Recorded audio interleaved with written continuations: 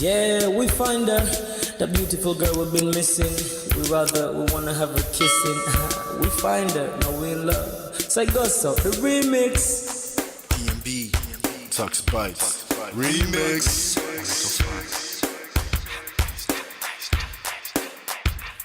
Now if I had to lose you like a bad phone connection, I'd change my game to get a better reception. Sit back, let's start this interaction. Don't fight the feelings, just a chain reaction. Your heart won't give you the wrong instructions. Like my GPS, yes I got the right direction. We gotta merge together like a road intersection. Last stop is gonna be my love and affection. I ain't like the mother dudes, they wanna call you shorty, but I'ma call you a beautiful girl. I took your picture home, my mama saw it, she's a very, very beautiful girl. I wanna put you in my video, cause you're so beautiful. You're a beautiful girl. So when you hear us on your radio, turn up your stereo. It's a beautiful girl. Gotta find a shorty, what's worth of a lady. It's nice but maybe doesn't look like 40. It's taking a little time. I wasn't seeing no signs, any traces of my baby. Who's gonna be my baby? But I thought I'm gonna take my time. But then it took a long fun I saw a shorty passing by. She's got this very pretty smile. It was right at the bus station. I tried to make a conversation, holding her arms, feeling so tough. I felt this sensation. It's been a while that I've been trying to find a beautiful girl. And now I realize I found me a beautiful girl. She's a model, she's so fine. I just wanna take it by. Beautiful girl. Sparkling eyes, a killing thigh. I found me a beautiful girl. Yeah. Body me LP, oh yeah, nah. My wish came true when I saw you, girl. God must have blessed me with your beauty, girl. Looking so right from your head to your toe. Shaped like a Coke bottle with a smile of a queen. My queen to be, you my destiny. Got a body of a goddess with your beauty. I'm impressed and I'm never in distress. Come on over and be mine. Been searching for a man and now all the cats keep looking to mine. With a sexy walk and a sexy talk, she must be from a planet called the sexy world. I know I ain't tripping, better yet I'm thinking put a ring on the finger, we look good together. Take your place in my heart with your beauty. I'ma say that I'll never turn away. Who would think I'm in love? Such the way she smiles at me just really makes me weak. The way she speaks to me just really make me go so weak. Keep staring in her eyebrows. All I kept on saying is wow. Your beauty shines and breeze at night. All I really want in my life. Oh yeah. It's been a while that I've been trying to find a beautiful girl. Fine brown eyes. I found me a beautiful girl. She's my model, she's so fine. I just wanna take it. Beautiful girl. Sparkling eyes, killing thigh. I found me a beautiful girl. Yeah, beautiful girl. What beautiful girl, yeah. Beautiful girl. Damn. Money. You seen her? Hot Ice. Have you seen her? LP. Have you seen her? I'ma go over to Tux Bites. I know you've probably seen her. He has a lot of beautiful girls with him. Tux, it's DMB, baby. Look. Beautiful. I look for a while, but I can't seem to find a beautiful girl so I can make her mine. Time after time, I've been searching for a while, but every girl I meet never seems worthwhile. What can I do? I pray to God for an answer. I feel pains in my heart like cancer, and when I find her, I'm gonna romance her. Lace several presents and gifts, call me Santa. Claus, I make a heartbeat pause.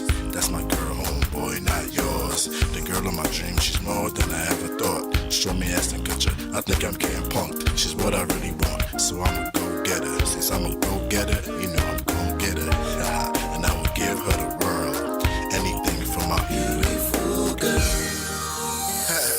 Psych. Ooh, it's been a while that I've been trying to find a beautiful girl. Fine, brown eyes. I found me a beautiful girl. She's my model, she's so fine. I just wanna take it. Beautiful girl. Sparkling night, killing time. I found a beautiful girl. Girl, it's your love that I've been missing. I miss all your hugs, your touching and kissing. Make love on the floor, the couch in the kitchen. One love enough, we done enough.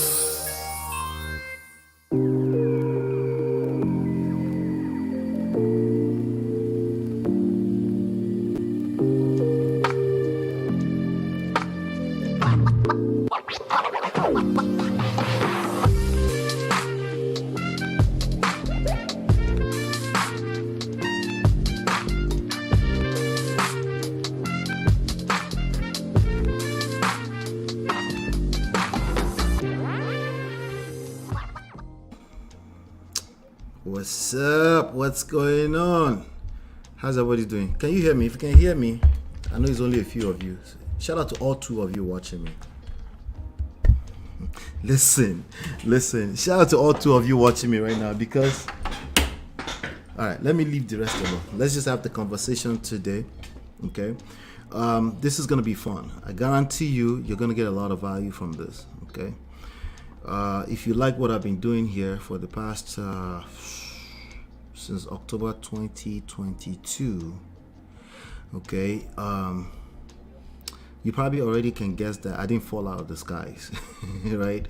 So, but I'm here, we're here. Do me a favor, I shall come in, hit that like button, share and subscribe. Let's ping everyone else into the room. Let's ping everyone into the room. Not to area, what's going on? How are you? What's going on, my sister? Good to see you. All right, D-Love Day here. D-Love, shout out to you, D-Love. You day here. I know these are some of your favorite stuff. I know I'll see you today. Good to see you. Natu says, Daddy, yo, good evening, sir. They're saying good evening to you. All right, so no worries. I'll do proper introduction in a second. Toby, hello, good evening. Good to see you. Good to see you. Princess, shout out to you, Princess. Princess says, welcome, Father. Yes, welcome to Father. Anyway, let's do some house rules before we start the show. This is going to be conversational. We're going to try to keep it to time, okay? But it's going to be value packed, okay? Let's keep that. Now, my name is Ola. I'm coming to you live from my Empire Pro Studios. As you know, over here we talk about relationships from a power standpoint. We talk about social, self, emotional intelligence, right? We talk about seduction and attraction. If you haven't done so yet, you can go ahead and download the book for free at loveandprestige.com. If you want the Kindle version, the paperback version, the hard, all of that, right? Audio book, you also have those options there, but the PDF, you can download that for free. And right now, for now, the 30 days boot camp is also there. You can access that for free for a little longer than we thought, okay? So you can see that at loveandprestige.com. And if you're not yet part of the notification gang, if you want me to notify you personally when I do start the shows, all you have to do is join the WhatsApp group. Just go to lolanola.com/WhatsApp, or you can send a WhatsApp message only to 732-305-8577, country code +1, just for that purpose only, okay? All right, and if today you really like what we're doing, first of all, let me do some quick shout out to the sponsors of the channel: Richie, Chiri, Omaka, Life with Natu, of course, Adesua, Odirin, Film Girl, Open by Flo, Tima, Show Mama, Gorex Corner, D-Love, of course. Shout out to all of you. Thank you so much for keeping this platform going. I appreciate all your support. If you want to support the show today, we're still looking for a sponsor for today's show. Okay, do me a favor, hit the dollar sign, and no matter how little it is, it goes a long way. Okay, so but either way, if you're here for this session, especially this type of session, I appreciate you because you're the reason why I do this. I don't do this because of you and Judy, Abi, Balablu, right? I don't do that for any of that reasons. I do this for you. I want us to learn how to build relationships, viable relationships, enjoy life. Actually, not only enjoy life when there's gossip going on or anything that relates to anything that makes you relate with the worst level of pain ever that's possible. I don't want you just to enjoy that. I want you to also be able to enjoy long term, right, over extended period of time. Okay. So with that being said, we've done some house rules right there really quickly. Again, as you're coming in, help me ping everyone else into the room. Hit that like button.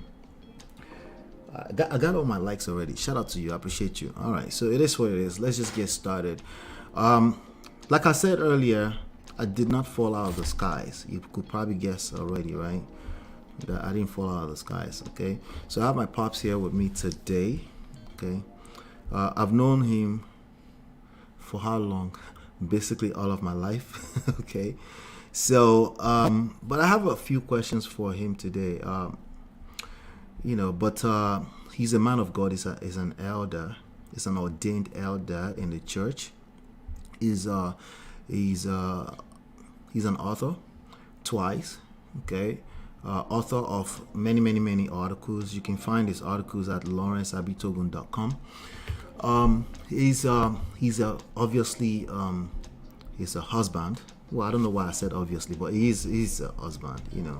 He's a husband for about I guess it'll be 45 years this December.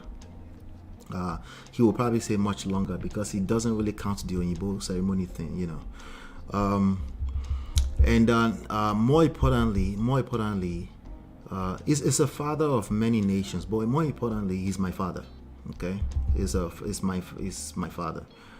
To me, more importantly, he's my father, and oftentimes I have to remind him that because him and I we engage in a little bit of not basketballs, but a little bit of debate, dialogue every now and then. I have to remind him, like, listen, the way you raised me, these are the products, okay, and it's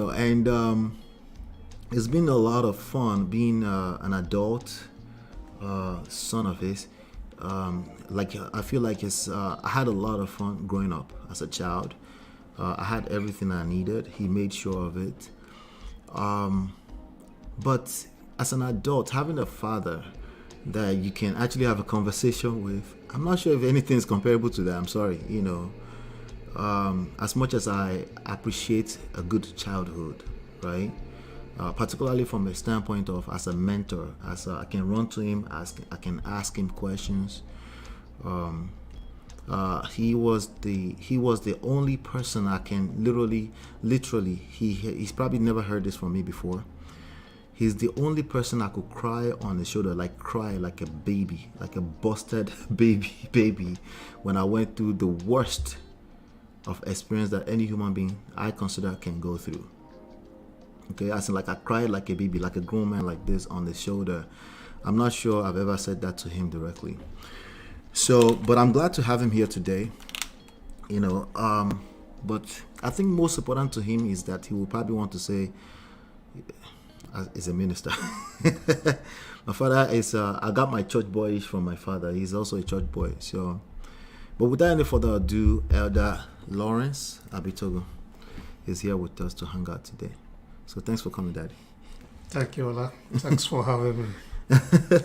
You see how he's rubbing my back? You see? He's rubbing my back. And those of you that are watching us online, I'm glad to be here and at least share whatever I need to share with you. Right. I want to welcome you to this show. Right. So thank you. Welcome. So this is the real Man of Prestige. The minimum of the platform is Man of Prestige, and people always try to call me Man of Prestige, MOP, and it always triggers me because I don't. I appreciate it, but the idea is to help create more Men of Prestige. So because I believe that's the source of happiness in our society. We already know from a protective standpoint, securing us, providing for us. We already know that part. But that, I think these days is the least part that men can provide. I think a lot of men are disconnected from how much they're needed at an emotional level. And that's why we're here. But let me just do some quick shout out before I get into some of the questions that I have for my dad today. Yeah, this is my dad, right? Just in case you don't know. Are you jealous? Who is jealous there yet? Chi, Alpha. Chi, what's going on? No, you're not too late. It's okay. You're good. So late come on you. Welcome. All right. So this is going to be quite settled conversation because, again, it's a conversation between me and my dad. Really, the first question that I have for him, let me see here, because I did make sure I prepare. I wanted him to kind of because I know a little bit, right? If you can, what was your childhood like? Well, I personally, my childhood experience is mostly different from many people. Okay. Yeah, the first 7 years of my life, I spent it under my parents. The first 7 years of your life? Yes. You spent it under my parents. Okay. Then, thereafter, I went and stayed with my senior sister, firstborn of my dad. Your sister, yes. Then, after 1 year, then I came back to my parents again. Okay. Should I say, okay, let me just, 1960. Okay. That time I was 7 years old. Okay. Or plus. Right. Yeah, so I was with my sister. I left my parents. I stayed with my sister. I was with my sister for 1 year. Okay. In primary 2. Okay. Then the following year, my sister went back to school. So Okay. I have to come back to my parents. So you came back to your parents? Yes. So from 1961, 62, I was with my parents. Okay. 1963, my sister graduated from grade 2. Okay. So in 63, you will be 10 years old? Yes. Thereabout. Well, Yes. for the most of 63, you were 10 years old? Yes. Okay. So 63, I have to follow her again. Because to go live with her. She's a teacher by profession. Okay. So in those days, they transfer them everywhere. So Gotcha. I have to follow, stay with her for about 1.5 years. Then I have to come back to my parents again in 1964. Okay. So 64, I did, that was the time I finished primary school. Primary school in 64. So you finished primary school at the age of 11? At the age of 11 plus. That's not bad. No. For back then, that's not bad. No. Because I finished primary school at 9, 10 years old. That's not bad. So from there, I have to go to I have to go to modern school. Modern school. So Yeah, back then for you do 1 year. modern school before you Yeah. go to secondary school. Yes. Okay. So 1966, I went to secondary school. Secondary school. Okay. So I was at the age of 12, I was, in class 1. Class 1 of secondary school. In secondary school, yes. Oh wow. My father was very smart because I've heard tons of story. I'm hearing this for the first time, by the way. I've heard tons of story of people that didn't get to finish primary school until age of 16, 17. In those days,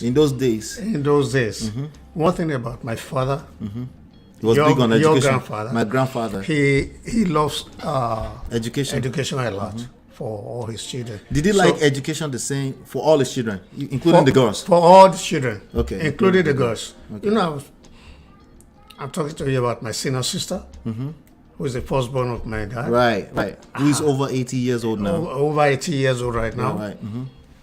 He went to primary school, to teachers training college, teachers grade 3. training. Grade 3. Grade 3. Then, after grade 3, he went to teach. Right. Then, after grade 3, you have to go and teach for 1 year. Right. Then you have to go back to go and do grade 2. Okay. But if you want so to, grade 3 is lower than grade 2. You're going lower. higher. Okay. Yes. Okay. So, after grade 2, then if you still want to further, then you can further your education. Secondary school is not all common that time. There are a few secondary schools around. Okay. Yeah, but that is just a Okay. yeah. So And let's put some. I'm glad that you put some time, yeah. some timeline to it, but you didn't put place to it. So when you say you grew up in your childhood, what was this location? Is this Ogbese or Osho? Which one Well, was by it? the grace of God, those of our people that are online, if you are conversant to that area. to that area, I will give them proper yeah, kini. yes, Was it Ogbese or Osho? I was actually born at Obaile. You were actually born at Obaile. So sorry, Daddy. I told a little bit of that story to them. Okay. That you were born at Obaile inside some kind of shrine or something like that. For other reasons that we might not be able to get into today. You know, it was not Right. in a shrine. But it was under the custody of somebody like that to watch over you and the pregnancy, something like that. Yes, yes. Actually, what happened was that. Right? Okay. So she will tell us. What happened was she will tell that us. my father Right. had to go for an operation, Okay. and all the way from Ogbese, Ogbese. he has to go to Lagos. Okay. To Lagos for operation. So for context, for those of you that know Nigeria, Ogbese is a small village halfway between Akure and our Ondo State. Go ahead, Daddy. Yes. So at that time, my mother, my father had to bring my mother to Obaile. To Obaile, while so that he was over family there. can take over, Yeah, watch yes, over. Okay. Yes. And that was the time I was born. Okay. So then later on, we moved back to Ogbese again, Okay. when my father was successful with that operation. Okay. All right. So we moved back to Ogbese. Right. So anyway, you know my age. So the time I was born, you just turned 70 Yes. In January. by the grace of By God. the grace of God. Yes. He had to add by the grace of God. But continue, Daddy. Everything is by the grace of God. That we're alive today is by the grace of God. Fact. Well, whatever position we are in today It's the grace is of by God. His grace. 100%. Because even people that think they know, they are no more. Loriro. Yes. So Yep. Let me get. No, I don't do that. I want to make sure the conversation. I will limit the sound effects. But yeah, that's good. So you told me a little bit about what would you say about my childhood, right?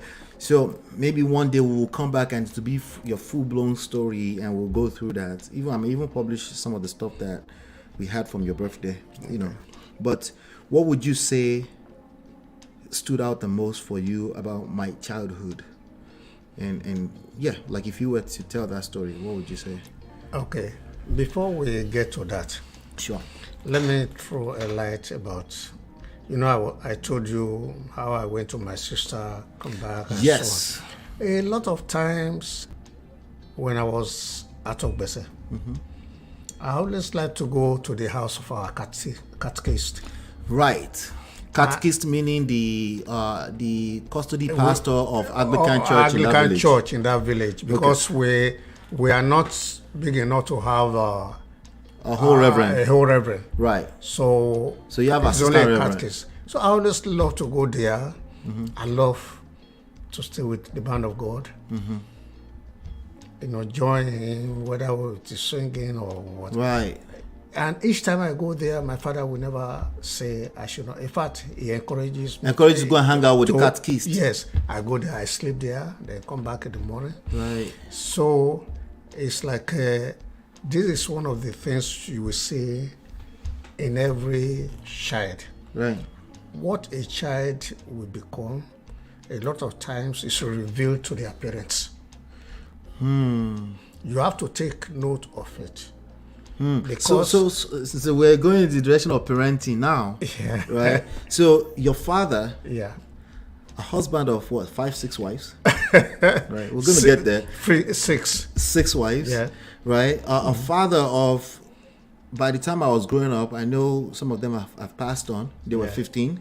Yes. Okay. So he had. By the time he passed on, we were 13. By the time he passed on in 2002, we were we were now 13. 13. Yes. He had the time to pay attention to what one child was doing. Every child. Every child. Now, I'll Yes. tell you this, Daddy. I've never told you this. Okay. Ni Baba, his room in the house. Because I had the opportunity to go to Ogbese for more than enough holidays, during the holidays. And I spent time in the village, even before they had power in that village. I remember that vividly, that there was no power in that house. Yeah. And one of you know me, I'm inquisitive. So one of the notebooks, those long notebooks. Yes. Right, Yes. I opened it because somehow he allowed us to just move freely. And opened it, and he listed all of his children. names. He had, his handwriting was some of the cursive handwriting, cursive, yes. and he listed them with their date of birth. And that's something I will never forget. I've never told you this. Yeah. I haven't been to that village for holidays since I've been 8 years old. So this is the way before I was 8 years old. But he knows I remember everything. But go ahead, Daddy. That's fascinating that he would remember, because a lot of people claim that it's because they have too many children, so they can't monitor their children. No, my father monitored everybody. He knows every one of them, their behavior, and just like every parent, all they have to do is just to make sure that anything your child is doing, don't just say probably.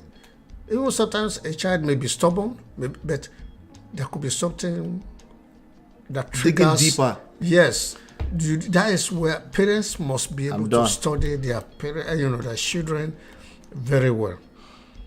And my father does that a lot. So the same thing with me. If maybe we have an opportunity, I don't know, but there are some things. If I tell you today, Right. some things that I notice in you or that I've been looking Please. in you. Please for a share. long They want to time. know. No. They want to know. So now the question before I went back, you asked a question. I said, what do you remember? What stood out the most about my childhood that you found interesting? I think you were about to go there a little bit too. Then. Yeah. You see, one thing about Ola when he was young, number one, I think that was Jane. He was quiet. I mean, he was very quiet. The only time I was very quiet. Let them know, Daddy. Yes. Let's make sure that everybody in the chat realize that I was very quiet. Did you hear that? I was very quiet. Go ahead, Daddy. Yeah. See, when I mean very quiet, that does not mean that you don't do, things that are. Right. I mean, Not to a fault. Not. yeah, that you are very quiet. You just like you are very sensitive, very concentrating. You watch, because sometimes things that parents will think probably you don't see or you don't know, you know it. But, Do you think that's why I was quiet? I was observing everything. well, not because you are observing everything. Where we were living, you were born in America here. Yeah. We were living in the hostel in the Bishop school, College. yeah, Bishop College in Dallas, Texas. So we are the only people living, because we don't. There is no room for you to go and interact with people, with children outside. So you only see us the way we are. Right. We don't quarrel. We don't do anything. So there's no need for you to. And the only time you will only cry or anything is when you are hungry. When you are hungry and I always love my food, huh? yeah, and you cry a little like this, immediately we give you your food. That is it. Right. Then you are settled. Right. You are settled. Your toy, you play with it. You never I had lots you of don't toys. you don't I had destroy. lots of toys, and we moved Yes. a lot of it to Akure too. Yes. So the only time that sometimes we don't feel good a lot, especially when we take you to the babysitter house. Okay. And I spent a lot of time with babysitters. You spend a lot of time with, at least the first 3 years. first 3 years of your life. Right. Yes, you are with the babysitter. And we don't feel good because that time we go to school in the morning. Right. As we come back from school around 2 or 3, from there we go to work. Okay. And we don't come back until 11 p.m. Right. So it was after 11 p.m. that we go to the babysitter to pick you up. And by 6 o'clock tomorrow morning we are leaving. So the only time that we really have with you is on weekend. Weekends. Okay. So I wouldn't know what happened in the babysitter house. Right. But I know I came home and started to do praise breaks. One thing I love about you is that immediately you see us, you start smiling. You start smiling, you feel like you are secured. Your insurance has come. Right. So that is that. That's interesting. Yes. That's interesting. Then when it comes to when you were in school. School in Akure? In Akure. Okay. I don't know why I should be No, saying go ahead. this. Go ahead. You were very brilliant. Oh, okay. I was brilliant in school. I think they would like to know that. I'm not surprised about what you are doing. Okay. Because you are very brilliant. Hit that like button. I beg, hit that like button. Let's ping everybody into the room. Sorry. Hit that like button. Let's ping everybody into the room. Thank you, ladies and gentlemen, for watching. Go ahead, Daddy. Yeah. You are very brilliant. And your homework, you don't play with it. In fact, you don't do anything except you finish your homework. And you don't, and the moment you finish everything that you are doing, any toy that is in the house, you play with it. You were never a troublesome. Oh, you were never so a I was this troublesome quiet guy all the way through. We never have any cause or anything to say we are beating you because you never do anything that is not right. Right, because I can count on one hand how many times you beat us. Somebody was asking, leave her alone.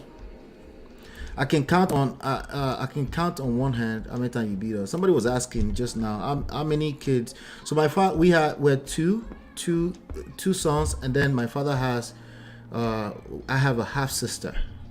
Okay, we'll get to that part of the conversation in a minute, but yeah, somebody said Ola was very quiet.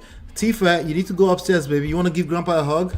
And go up to give Grandpa a hug, and then go upstairs. Thank you. All right, so Grandpa is here, so it's gonna be hard to keep on. Bye bye. See you later.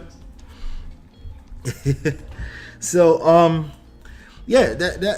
so Shola, how was Shola different from me? Shola is my younger brother. He's about 3 years and change after me. Yeah. How was Shola different from me? I didn't mean anything. I don't know why you're laughing. But I didn't mean... One thing is with Shola is this: when he is in the house, he will trouble everybody in the house, even those people that are living with us. But you don't trouble anybody.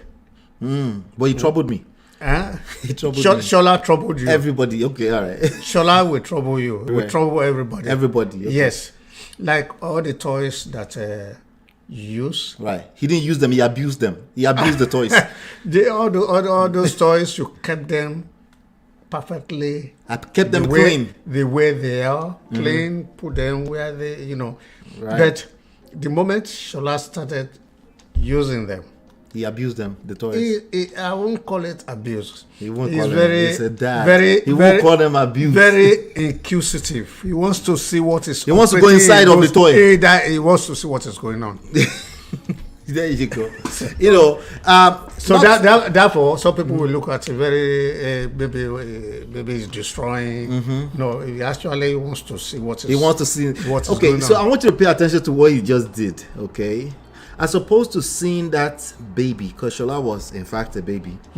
As opposed to Shola was taken to Nigeria when he was 6 weeks old. 6 weeks, yes. I was 3+ years old. Yes. So as opposed to him seeing it, this is parenting 101. As opposed to him seeing that, because everything is half glass empty, half glass full. At the end, it depends on your perspective, right?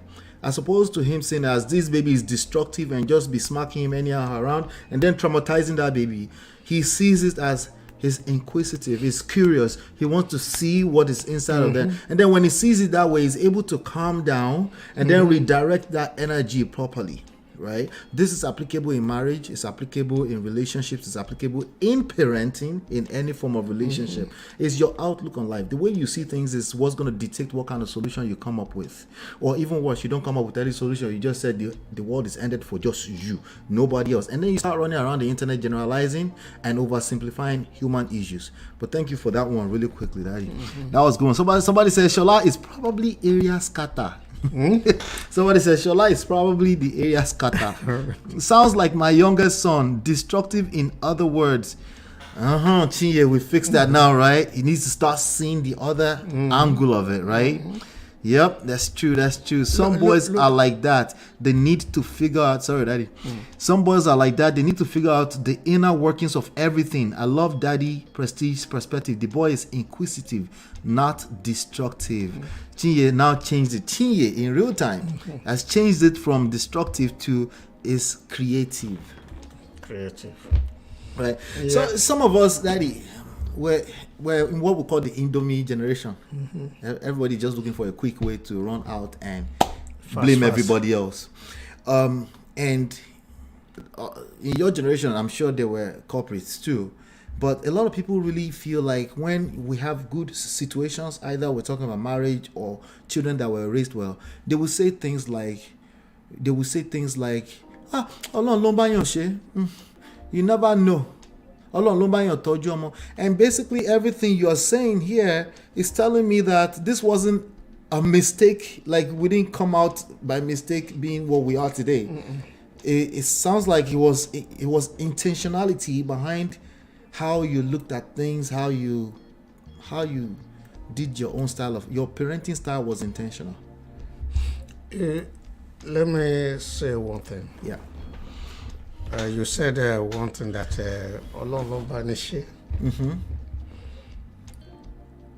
when God created Adam in the garden of Eden, he gave him a responsibility to tender the garden.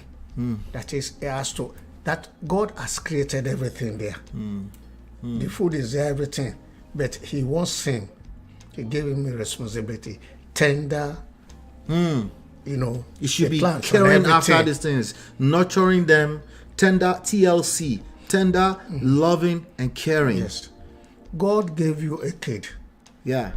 God will take care of it. Yes. That is we his know own that. responsibility. That's given. Yes. But you, as a parent, you have your own responsibility. You have responsibility. So don't just say, maybe so a child is having this problem. There's a reason. Look, when you study a child, you must be able to, as a parent, God has given you. God will not give you a child if he knows that you cannot take care of that child. He knows you can take care of that child. You must be able to carry out your own responsibility by monitoring, observing behavior, whatever triggers, whatever that make him to behave well. So, look at all those things. The most important thing is that take care of the child. Don't spoil the child. Don't spoil the child. Don't pamper him. At the same time, do not over-discipline the child. Over-discipline the child. So now, this is the part where we need to help the Indomie generation. What he meant by that is physical assault of a child, okay? Like, because discipline to us is, even Tabambawi is all part of discipline, right? Teaching them discipline is all part of discipline. That's not the part he was talking about. He's talking about punishments. Corporate, the punishment, where you're punished, or you tell stool down for 3 hours, or you put marks on the body of your child and you abuse them. No. That's what he's saying, like, calm down, because that's probably your anger speaking more than your desire to correct that child. Correct? Yes. The Bible tells us that we should not provoke our children. Even the Bible said that. Yes. What we need to give a child is training. Okay? training. Training. And the training is in about Hello, Mo Fresh. four parts. Okay, you rebuke when they make mistake. Yeah. You rebuke them. You reprove them. You correct them. Correct them. Then you instruct them. Instruct them. Rebuke. Rebuke, reprove, Reprove. correct, Correct. and instruct. Instruct. Yes. Yeah. That's word. Somebody help me type that in the chat. I beg. Yeah, it's in No, I know you. I know. Second Timothy 3:16. Really, lady Never, good to see you. Good to see you. Let me read one chat, Daddy. He actually is. They're talking about the creative part of children now, right? And allow them to express while it's still okay to correct and reprove and all of this thing, rebuke, right? He's actually is, as we're speaking right this minute, he's following a video in YouTube and he's drawing. It is amazing at what he draws at 5 years old. Let me tell you something about what you said earlier, Chinye. You know, Tife. Yeah, Just drew on my wall a few days ago. Sheruju missing right now. The first time that happened to me was when Tumi was 3-4 years old. Okay. Tumi is now 15 years old. And I spanked him. And as soon as I finished spanking him, I think it's one of those occasions, I felt guilty because I spanked him. Because I kind of like checked myself. I felt it. I felt like it was more anger than my desire to correct, you know. And then when Tifa did it, a few days ago. Now, at that time, Tumi did it on the wall inside the bedroom. Today, Tifa did it in my living room. And I'm like, you're so lucky. I told her you're lucky. But in reality, it's more so about seeing the other angle of that. I say, babe, you cannot do that anymore. You know, say it to her, like, you cannot draw here. If you want to draw, you need to ask. We'll give you paper and we'll give you your whatever so that you can draw. But you can't do it. And she was looking at me. She felt bad just for talking to her. Right, but it's amazing that I wouldn't know that 14 years ago, because something I forget, right, is that I was also 14 years younger. let me tell you one thing. Yeah. One of the reasons your child is well behaved today, Right. that spanking that you gave him that time, That was part of it. Okay. it's one of it. So he's like, no, balance. I spanked you. You spanked me. Yeah. You no, were but young that twice, time. Twice. The- At least no, I no. remember at least twice. No, the first time you were young, about 2 years old, you were crying the night. Oh, yeah? You don't want to sleep. And Oh, 2 years old. Yeah, 2 years old. That's the only one you remember. I just pick you up and I spank your butt. Okay. And you are just quiet. Okay. He's talking You about are when I was just quiet. I know he spanked me when And I was 5 immediately or you 6. quiet something like that. Up to today, up to the time you left me, Right. I never see you crying on. Or random crying. Oh, Not. wow. Okay. Now, that is why the Bible says. So you don't mind spanking? You're saying spanking is the good. Bible says we should not spare the rod. Let me tell you one thing. Right. A lot of us will have been misled Okay. by this Woke generation, Indomie generation. Say Indomie, daddy. I don't Indomie. know. I don't know what I don't know what they call it. Right. There are so many people outside there. There are so many people pushing the government to come up with certain laws that doesn't work, that doesn't help our But daddy, children. to be fair, you also said don't over discipline. Do you think that's why they're coming up? Because some people, I don't know if you're aware, you don't watch too many negative news. Are you aware that there's some people, we call it delete here so that we don't trigger the machines, right? Right? Delete language in English. Some people delete their own children directly or indirectly from what you said earlier, which is over discipline. They don't know they don't know the difference between spanking and smacking the child. Those are two different things, right? Some people grew up with they call it switches, right? They use it there's marks all over the body of their children. Yeah. And the reason why the government is coming up with some of these laws is that some people don't know where to stop their anger. They don't know when they cross the line from the desire to discipline to anger. You see what I'm saying? Yeah. And I think that's where you were coming from earlier too, when you said don't over discipline. Yes, that is why anything that is abuse. Abuse. It's a no. No, it's a no. Yeah. It's a no. I mean, when you discipline a child, don't, you take a child, you saw, or probably you see your child holding something dangerous that can hurt him. Right. Or her. Right. You take it and Right. spark it. And like this. That's not an abuse. Okay. That is telling him Like, or her that's more that like this is wrong. This is wrong. You Don't need do to it. get communication. Okay. Like for me, I would do spanking when they can't speak well yet. Once they can use their words, I use the words. I use the words and I use reward systems. Meaning there's reward system. There's things you get rewarded for good behavior, and there are rewards for bad behavior too. That are more. I feel like that's more effective anyway. You see, some people they think training a child is by that they call them disciplinarian. Disciplinarian. Aha. They call them They disciplinarian. give themselves names. So it's a bad thing. I mean, it's a bad language. It's a wicked. You It's use it for wickedness. wicked people.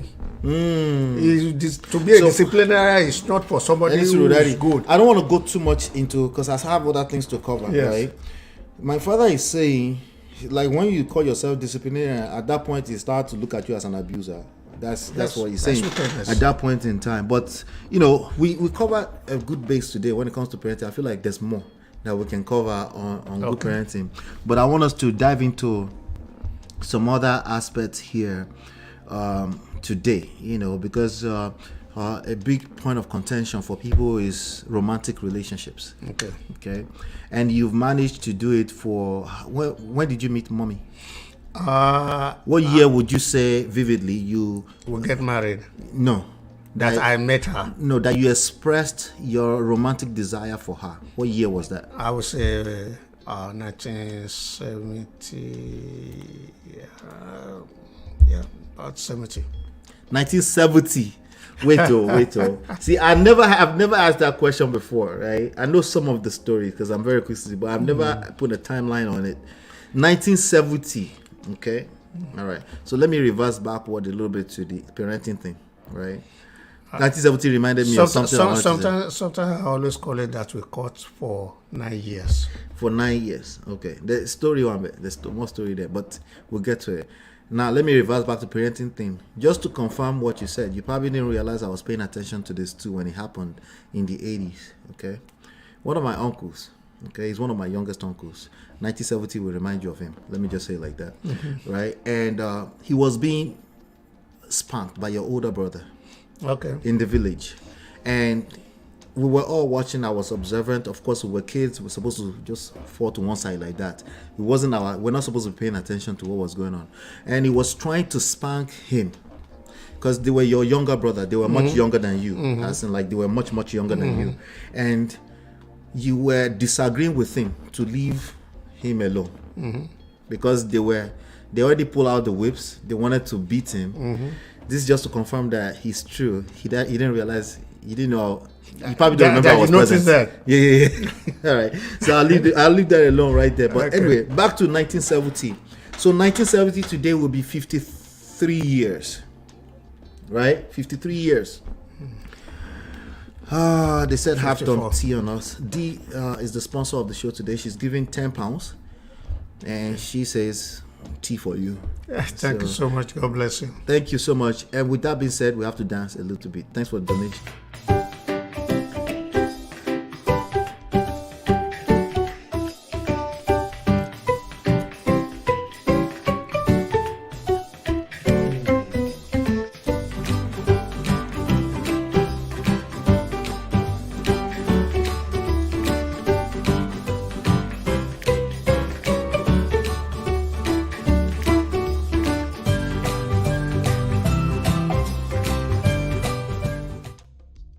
All right, you know what my dad just said? My dad said, "See your Korean bye."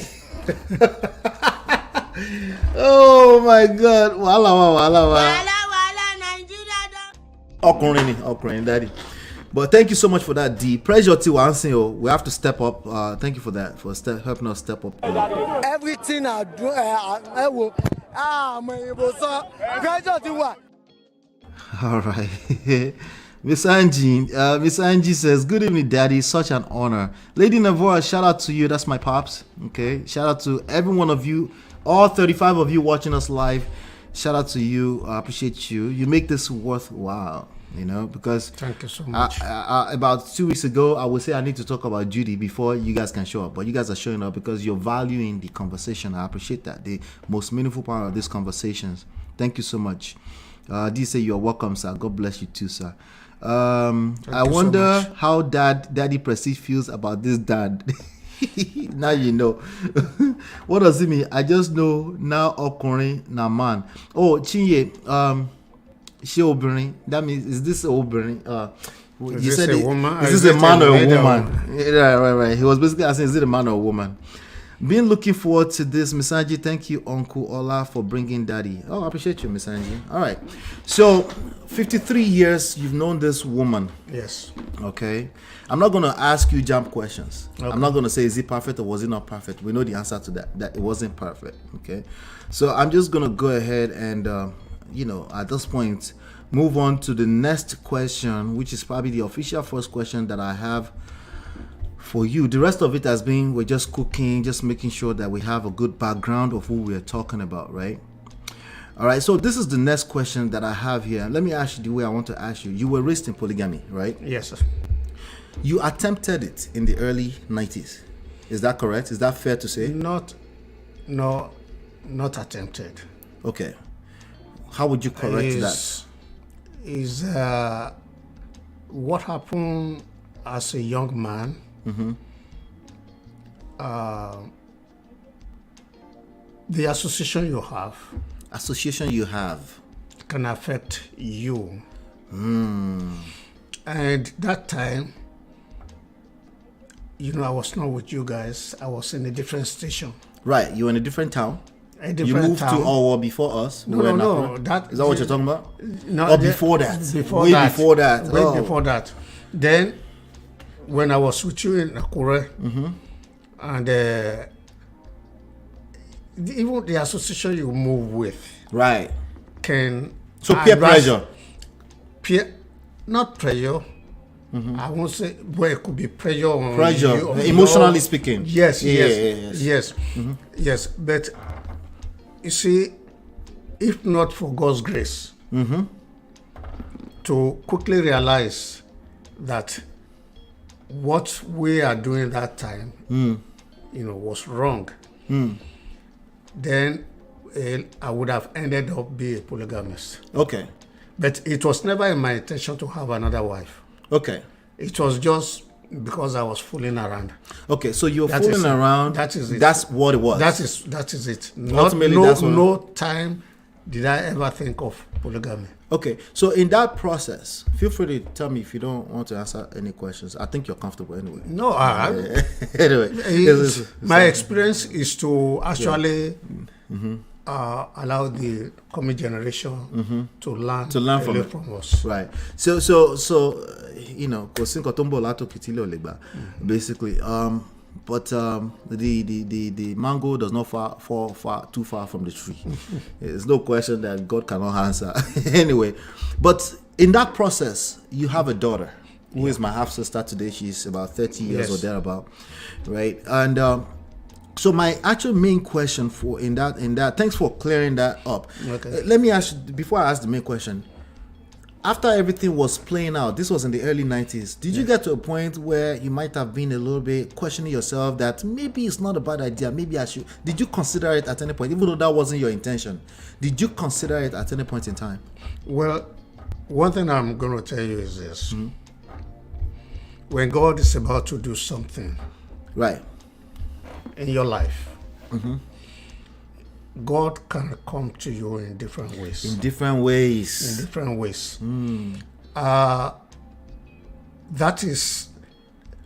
That puts a stop to fooling around in my life. What puts a stop to it?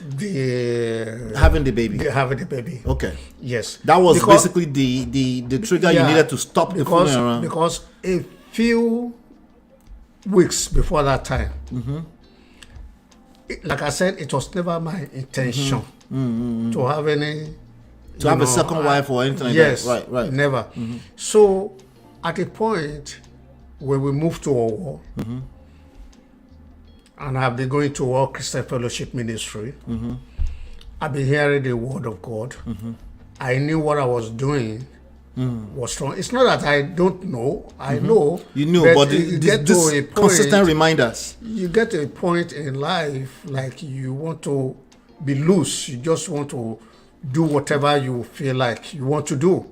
But unless you get somebody to check you that what you are doing is strong, but none of my siblings or anybody, my father or anybody can even tell me that don't do this, because they practice polygamy. Right, because they were all polygamists. You were raised in polygamy. That's right. So who's going to correct you not to do polygamy? It's not. They don't even know what your intentions were in the first place. No. Right. So at that point, that I know this is not what I want. Right. You knew that. I knew this is not what I want, and God Almighty has touched my life. Right. And to get out of it, the very week that I said no, I'm done with this. I don't want to go fully again.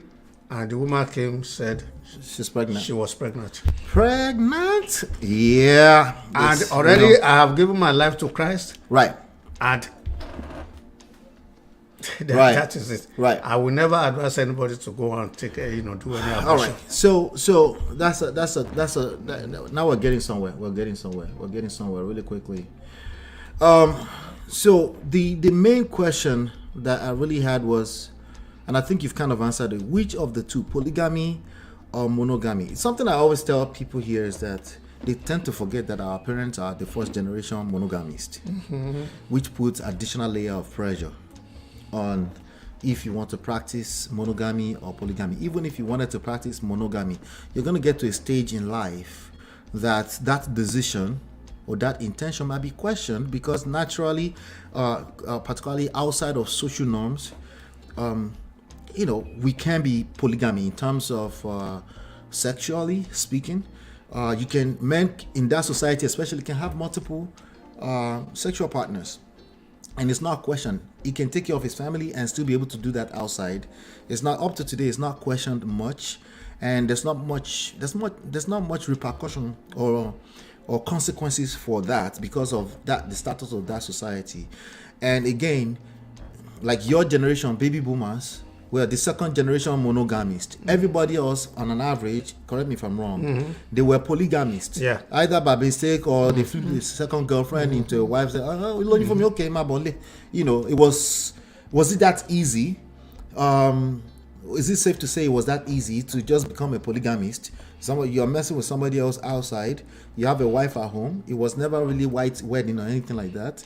And then and then we move on to the next. Is that how easy? Like, you grew up seeing your father marrying all of these wives. Was it the third or the fourth wife that you saw being married, or the fifth? You saw a couple of them coming, right? Yeah. How many? 3, 4? My mother is the second wife. Your mother is the second so wife? So you saw the rest of them coming in? Coming in, yes. Okay, so that's about 4 more wives. How did they work? Did Baba have girlfriend in me? Okay, come inside. I have a room for you. How did that work exactly? Because a lot of these people, they are fantasizing. They have no idea. And a lot of the men nowadays are now fantasizing about the idea of going back to polygamy because they're struggling with relationships. No, let me tell you this. In those days, when you have many children, right, you will be rich, because all your children will be happy with the farm until they grow up. Until they grow up to have their own. Right. But they will help you grow your own wealth. Yes, first. the more children you have, the more wealthy you will become. Yeah. Right. So when you have a wife, and the wife kept giving you trouble, giving you female children. Oh, female children, all girls. And they don't have a male. No male children. Definitely, you don't have any name. because you need somebody that you carry on that the name. Because traditionally back then, Yeah. once your daughter child goes to another family, that name would disappear. Yeah. So some people will feel like, no, I need a male child. Right. They will go and remarry. Okay. So that's a I mean, second. not remarry. They marry They marry a new wife. So that would be a second reason why people have multiple wives. Yes. Okay. Like I said, the more children you have, the more worthy you are. Yeah. Then another one is that if the wife at home is giving you a lot of problem, Right. you say, okay, the best thing is let me have another second Let's make wife. it. She must be Yes. struggling. Let's make it easier for her. So maybe when she has another wife, everything will be okay. It's either it will cool the other one, or She will try to compete or for you will for have sure. to somebody to make him feel good this time around. Right. Either she'll cool off or somebody else will take care of him. Yes. One or two. And some others due to covetousness. Ojukokoro. Yes. Okay. They can even do it to go to the extent of taking another man's wife. So these are some of the reasons. But one thing, you see, that is the culture, that is the custom in those days. You have married many wives, you are a rich man and all that. But civilization has taken over. So Daddy, contrary to popular belief today, some people don't believe that some of those men was just Ojukokoro. He was just, I need Teloroni. He was just like today. What's the English for wabia? When somebody is a glutton, they just need to eat everything. Yeah. Right? People Yeah. have that behavior back then too. They don't know how to slow What's down. responsible for that? Covetousness. Conventional, yeah, also Yeah. more money. Yeah, well, it's Ojukokoro. Long throat. Somebody said long throat. Right. Right. Temi, where have you been? Temi, why are you doing me like this now? I haven't seen you in a while, Temi. Good to see you though. She said the strategy was free labor. Having multiple children, that was one of it, right? That was the original. Yes, having so many kids to help you on the farm. More farms, Yeah, help you on the farm. yeah. So, Yeah, interesting. and our people, when they have a little change in their pocket, Right. the little money they A have, little change in your pocket. Yeah. That's another you one. want to go. Let's spread the love. So, in the You because strike of that, a small contract somewhere. Everybody is hyping you up, including the ladies too. and what is happening in today's society, when a woman sees a man spending for them, they want to come into that house. Somebody, want to come Judy just collected stray bullets. They want Go to ahead, come. Daddy. They want to come into that house. And by all means, Yeah. I mean, by all means, By all means, because of money. Because of money? So this is actually not just a man problem. It's more of a society problem. Yes. When money starts to dictate how you decide. diabolically. Diabolically too. want to Juju, get in there. voodoo, jazz, all of that will play a role. So that is why attention. you will see some people. It's not in their intention to do some things, but I'm so glad. that's our belief. Yeah, I'm so glad that you're saying all of this. See, I didn't prepare him. I just knew that organically we'll be able to bring some value just having this conversation, right? And I knew that I didn't fall out of the skies. Some of my concepts from personal experience, but a lot of it from the way I was raised. There's certain little things, insights here and there that made up what you have as the Man of Prestige platform today, right?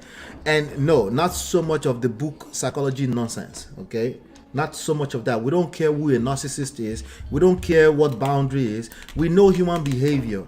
We know that you want certain results in life, right? And we know that there's a way to move socially, emotionally, from a power standpoint to achieve, to achieve those results that you want. We know that, okay? And we know the more you engage with the computers, the more you're going to think that you figured this out, and it's going to get worse for you. I promise you. Allah. Sorry, Daddy. My dad is the pastor. It's going to get worse for you if you don't start paying, if you don't go back to the basics. That's what I mean when I put the thumbnail and I say back to the basics. The basics, the actual truth is undefeated. Okay, human beings practice what they practice because they're humans. Okay, so ojukokoro is part of it. Like we said earlier, the free labor thing, from that era, that's basically what it was. Labor. You have the more children, you take care of those children, eventually they become their own people too, right? All of that and everything in between. Everything in between. It's key. If you don't go back to the basics, if you engage, listen, Oyibo have their own problems. We have our own problems as black people. The truth, the actual solution you're looking for is somewhere in between. We embrace technology, sure. But you need to understand that everything in life is double-edged sword. It can cut both ways. And if you don't go back to the basics, talk to the elderly. Some of you don't want to talk to the elderly because you think they're all narcissistic. I'm listening. Okay, I'm listening. I don't know if you know. I am listening to everything. Red pill, feminist, all of that. Okay? And when I go collect, before now, just listen, it's going to get worse before it gets better. But my goal is to slow that down.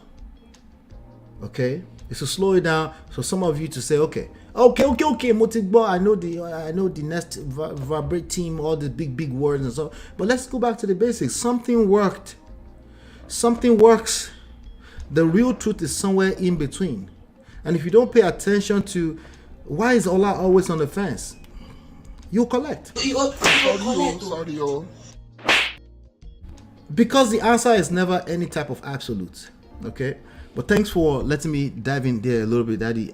Because I think you did it justice. So just to be safe, you won't based on your personal belief, you won't advise polygamist for anybody today. No. Okay. You see, for one reason. What's the reason, Daddy? We need to look at the pros and cons of things. Right? I know there was a time I was thinking David. They said David is a man after the heart of God.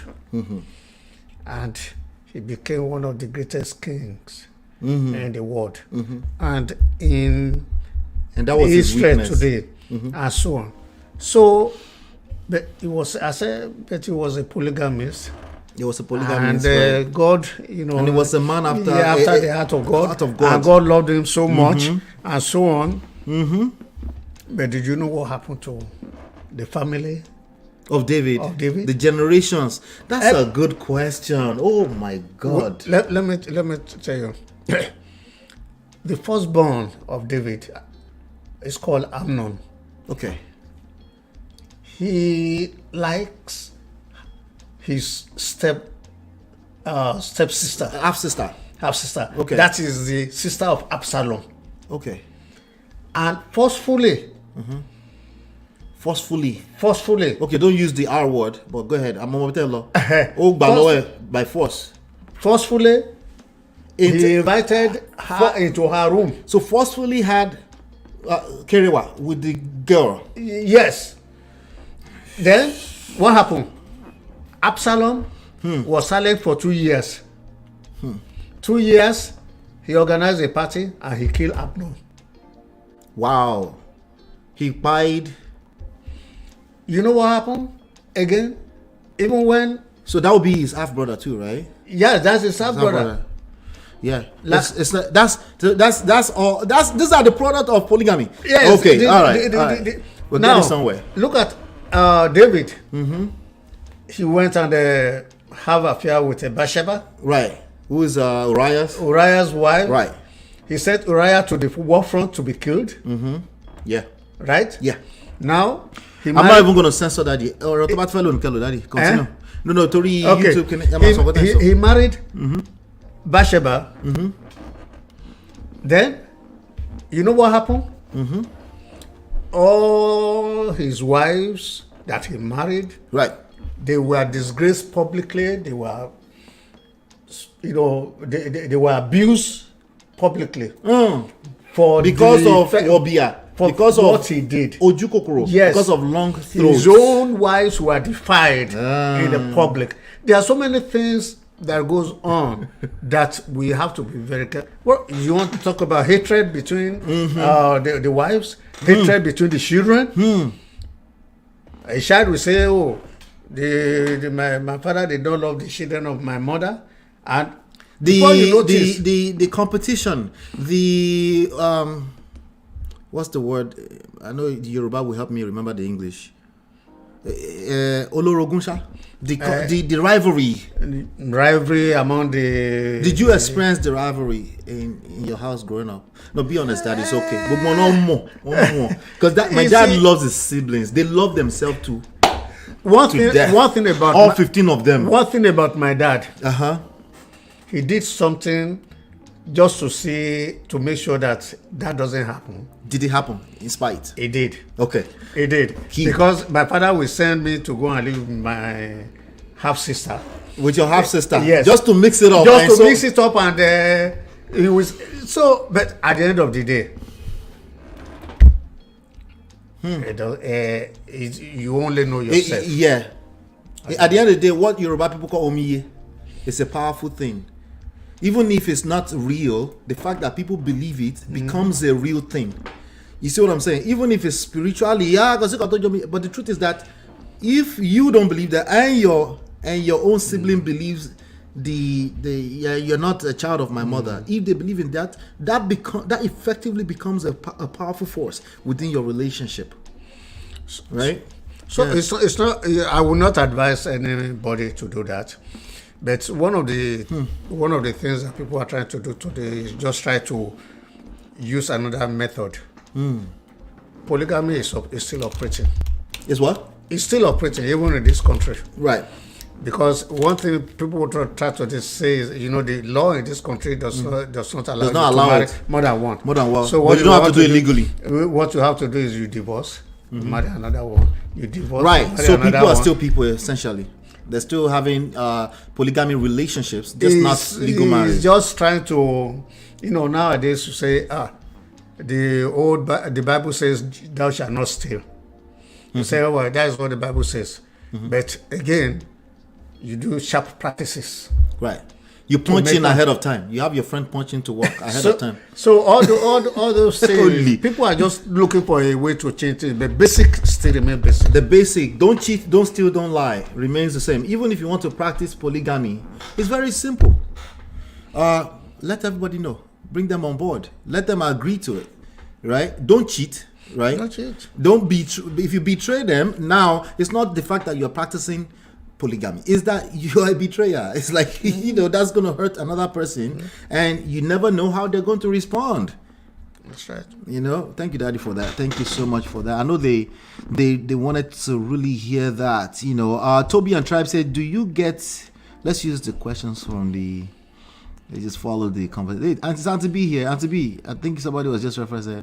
Auntie B is a big supporter of our platform. Okay. She's the convener of the Obodo Oyibo TV. Okay. They are big over there, and she's been extremely gracious on promoting our platform here. Okay. So she's my big sister in London. Okay. So she said Ekalesa, the realm of man of prestige. So yeah, right. So thank you so much. All right, let's see. Somebody said I have the same mannerism as you. Do we look alike? In your opinion? There's no how. Okay. You have a child that will not take something resemblance, in you. So between you and mommy, who do I look like the most? To me, I did a very good study about it. You look very much like mommy. Yeah, they haven't seen my mom yet. So I think some of them are seeing it on social media. You see that Shola looks more like it. Because I asked them, I said, what would you say if you see my younger brother, if you think I look like my dad, But then people will say Shola and I look alike. But there's no how. Even merely looking at my face from youth, you want to either smile like the way I'm smiling, right? Or you want to look like the way I'm looking. And that is how we, resemble one another. If your child has not been living for you for about 5 years, living with somebody else, right. The moment the child comes to you, start looking at the way you look, the way you smile, the way you walk, and everything. All of a sudden, you just see a change. Right. in that person. Yeah, right. The way you, so Well, something that confirmed to me that at least I look like you small.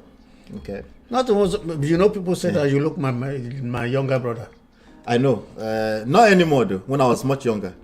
They don't say that anymore, but ideally, right? But the what made confirmed to me that I look like you is when To Me came out of nowhere 15 years ago and was basically like a walking, a walking version of you. Even me, I saw it. I was like, wait, why is this keeping me? It's gonna look like my dad. Anyway, so Toby and Tribe says, so do you get true love in polygamy? Seems so complicated, and the reasons behind it seems to favor the men more. I guess it's patriarchal concept. So I wanna, whatever you think true love is, how would you answer that question? Like, I will tell you, people who are into polygamy, let us take love out of it. There's no love. Yeah. There's no love. Wait, Daddy, hold on. That's a lot to take in. There's no love at all. Because there's a reason they engage in that thing. The reason they engage in it, that is the purpose of marrying them. What would be the reason? Just to give us one or two examples. For example, somebody who has been giving you, a wife that has been giving you only female children, and you want a male child. Sorry, microphone here, blue. Okay. Sorry, my own pick it up. Okay. Yeah. Now, he's now looking for a male child, and he wants to marry somebody else. Right. So that wasn't love. That's definitely not love for. Not love for either, the other one, and not for the one. And the one that's coming in too. The one that had the female children.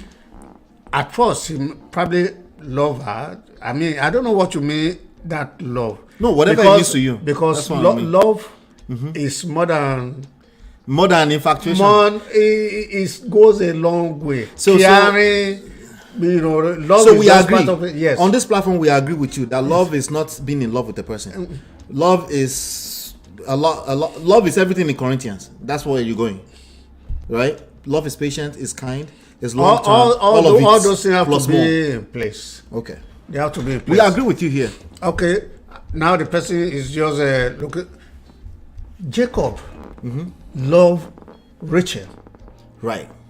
but because he didn't have a child, but that is the person that he really want to marry before. Daddy, another angle. So love Rachel or Leah? Which? That's another angle entirely. Okay. So all right. now.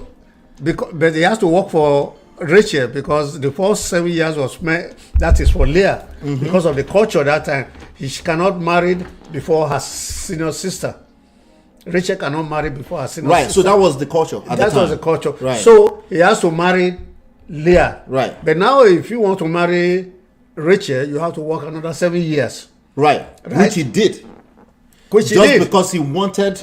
Yes. But so that was a test of time. All along, he didn't love Leah. Leah, right? Even the only reason that he stayed with Leah is that he kept on giving. Because he wanted what he wanted. Male children. Okay, male children. Okay. So eventually she was giving that. Okay. Yes. So the thing is this: don't misquote me that there is no love. Right. Okay. What I'm saying is that those people that engage in polygamy, their intention was not love. It's not love. There is a reason for it, or for their own selfish. They cannot take their including eyes. the child labor part of it. Yes, I don't want to call it child labor because child labor means something else today than the context back then. But including their children, that time. including their children going to the farm with them, having a big family, and they're able to under them together. they will get married before they move on their own. Right. Somebody said Judy had the nerve to call herself Bathsheba. Let me explain this to you. Since this has been the biggest video, 20,000 view plus on this platform in the last 1 week. Okay. This lady called Judy. Do you know who Yul Edochie is? You know Pete Edochie, Baba Pete Edochie? Yeah, Pete Edochie. Yeah. The son, yeah, Yul Edochie. I heard about something like that. Okay, so the son had a child outside of wedlock. you know. And then he just came out on the internet and just announced to the whole world that this is my son from my second wife. So he gave 2 announcements in one. And then people like, from your second wife. So instantly I did a show here. I said, this guy is not a polygamist. He doesn't know what polygamy is. He just had a side chick that got pregnant for him, and he will soon understand what I'm saying. And before we knew it, the wife came and made a comment. The wife said he doesn't want to, the original wife said he doesn't want to participate in polygamy, that he can go and have his wife if he wants to. And then if a few months down the line, his first son, 16 years old, he lost that son in the middle of all that drama. You know, so now, because he's a popular person, there's a lot of people speculating on the internet that he's this quote-unquote second wife who did something to the first. All that drama is now happening, right? So the second wife to be is who Judy is. So if you're wondering what they meant when they say Judy had the nerve to call herself Bathsheba, because she was just telling the story of Bathsheba just now. More. Telling that, catching up with that story was a big. In fact, right now, listen, I'm stressed out now. Everything I do, I will. Pressure to what? No, press it, but pressure to answer. But that's where they're coming from. Judy, that person, you were just saying some of these side chicks want to enter. By all means. You know, I told you. You were just saying that. I say they will use all means Anything to get in there, to get close to that family, because that guy he has the money. He has status, at least. Even if he doesn't have money, he's popular. And some of them don't know the difference between status and actual money, you know. But yeah, that's I needed to bring that up before we continue. Temi, shout out to you. Temi says, another cup of tea for daddy. Another $9. How did they know that you like tea? Do you like black coffee? Thank you so much. He likes black coffee, but thank you so much. Let's take a quick break. Portable will help us a little bit.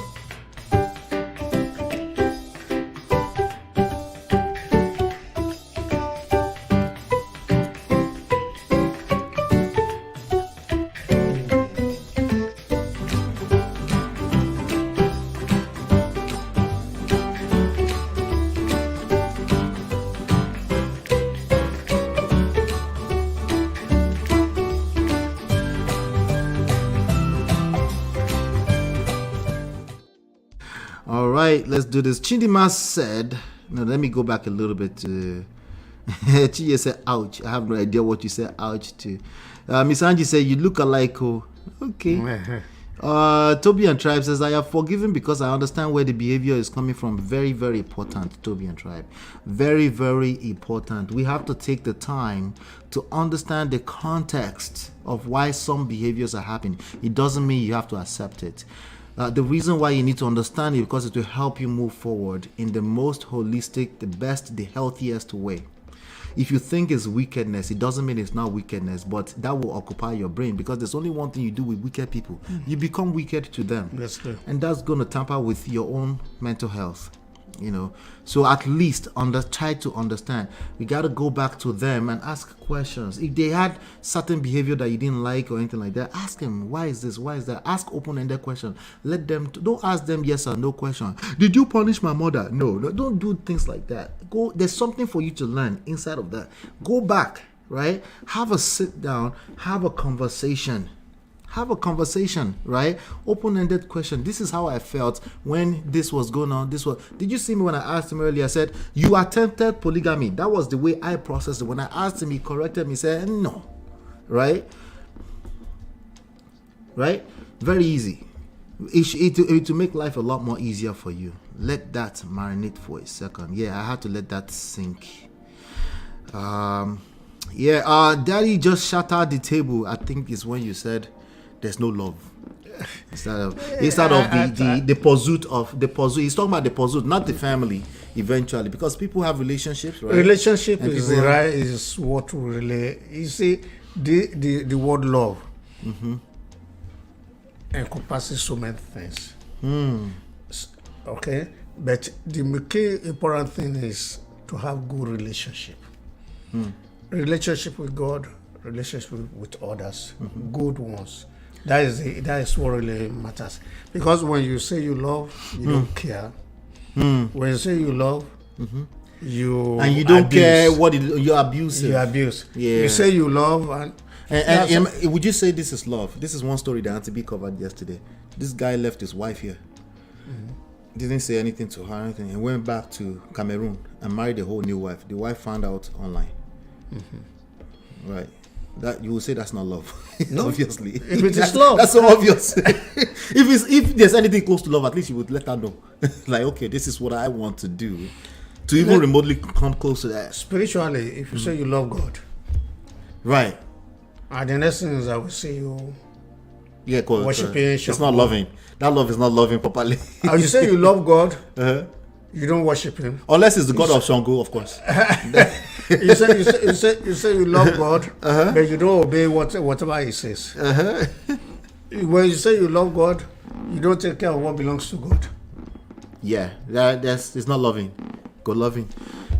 Big Boy Sokwe Kuleo Kalesa, thanks for gracing us with your presence. Oh, Bimpe. You have to pay for that name. One of my aunties is Bimpe. But thank you, Bimpe, for being here. We have Gorex is here. Gorex is one of our sponsors on this channel. Thank you, Gorex. Good to see you. Listen, we have more. I have more. We're not done. We have more. Chidima says, ouch, and shattering table is when Daddy Prestige said, no love in polygamy. Yeah. That was ouch, because honestly, I knew that he would probably try to balance, but I didn't know it was going to go for the juggler like that, But, when somebody is trying to practice in love or loving, unless you are upfront, the only thing closest you can do is at least be upfront with the person that, hey, I'm going to take a second wife. And then you see what you're dealing with at that point in time, But we can say that's kind of close to love, because at least you care about letting them know upfront. But if that's not involved, no, you can't. You can't bring love into that equation at all. Now, question: if you want to ask questions, put a Q before it. Thank you to you. Shout out to Mo Fresh. So, what advice can Daddy give the Indomie generation? Indomie generation when it comes to relationships and choosing a spouse, sir? Thank you. We're talking about relationship. The first thing that I will say is this: everything starts from knowing who you are. Wait, Daddy, stop.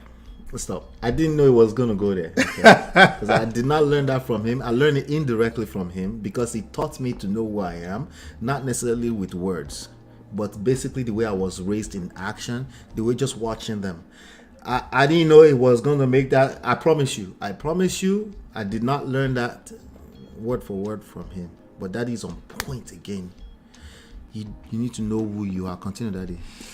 Again, every human being, they have their own peculiarity. But one thing I want to say is this: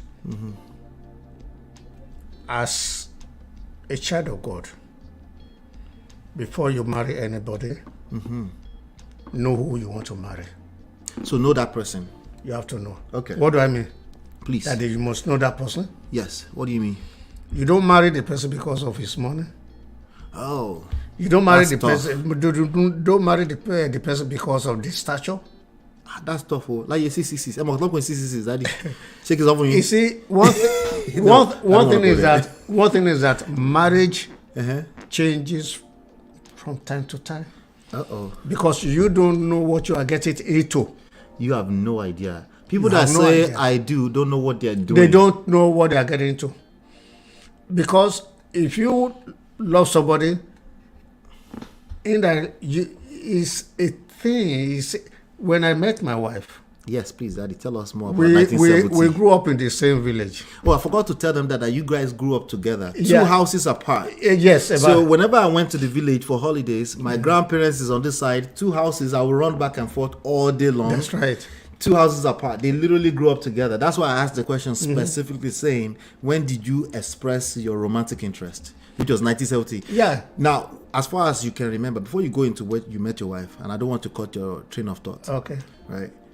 How far back beyond 1970 do you remember? Like, there's a girl in this house called Rhoda. How far beyond 1970 would you remember? Like you start noticing her early age. She spent her early age in Iduani. Okay. Until she came to Ogbese later. Okay. And even by the time she came to Ogbese, I was already out of primary school. Okay, so in secondary school already. Yeah, I was in secondary. But, okay. But by the time I left, I was secondary school. When she came, she was in primary school because I was about 3 years ahead of her. Okay. In education. Okay. So it was when I come, every time that I come back home for holiday, and I just one day I just so that would be what, 5 years before 1970, 4 years. I would say maybe 3 years. So like 1966, 67 ish. Okay, all right. Continue. So you were saying. So one day I think I came back from holiday. And I just saw the lady drawing water. There's a tap water in front of our house. I knew I still grew up to know the tap water. Behind Baba Tinker's. Front, right next to Baba Tinker's shop. Yes. So she was drawing water. That's almost in front of your house, in front of your mother's house. Yes. Right. Yeah, exactly. Right. Exactly. Right. So as I just see her. I said, no. This lady. My father. That was it. I don't talk to her. Not until maybe 3 years later. 3 years later. 2 years. 2 houses apart. Yes. Not even nothing. We only see on holidays. Oh, holidays. Okay, because you go to school. There was no secondary school in the village. I go to school, yes, boarding school, then boy come back. So that was how I met. A lot of times when God puts it in your heart, when you see somebody, you just know. You just feel like you feel it. This is mine. They don't want to wait for that. The Indomie generation. That is why they make mistake. Yeah, they say no. You need to be able to write it down in black and white. No, these are the checkpoints that will make it. That is number one. You can know that thing by that's number instincts, one, right? Yes. Two, you just feel it. You know. Two, you can pray for for God Almighty to direct you to the person that you want. Absolutely, yes. 3, I don't encourage it. Okay. If you are not a Christian, okay, at least there's a way by which our elders they do their findings. They do their findings. Yes. Don't marry somebody you don't know his or her parents. Don't elope. Find out where that person comes from. Don't elope. Even if it's possible, if you know the town, if you know people that are around that place, you have to know the person that you are about to marry. Yeah. Don't raise standard for yourself.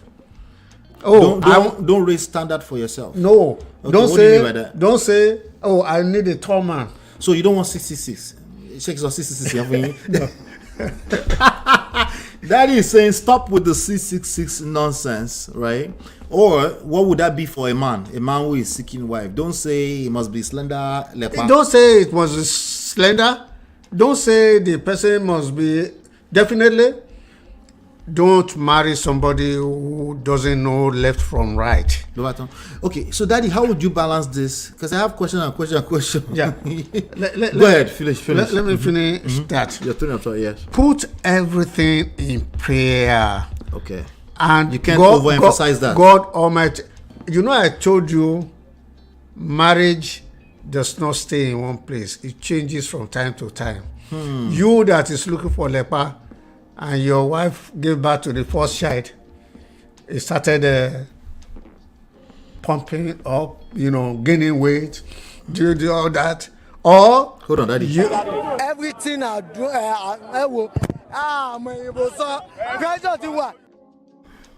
Continue, Daddy. Even don't even say That's the reality. Yeah, don't People say can gain weight, off weight, all kind of stuff. It changes. That's only the physical aspect, by the way. That's just the physical aspect alone. Even the person that you are married, let me tell you one thing. Know the person very well. There must be period of courtship.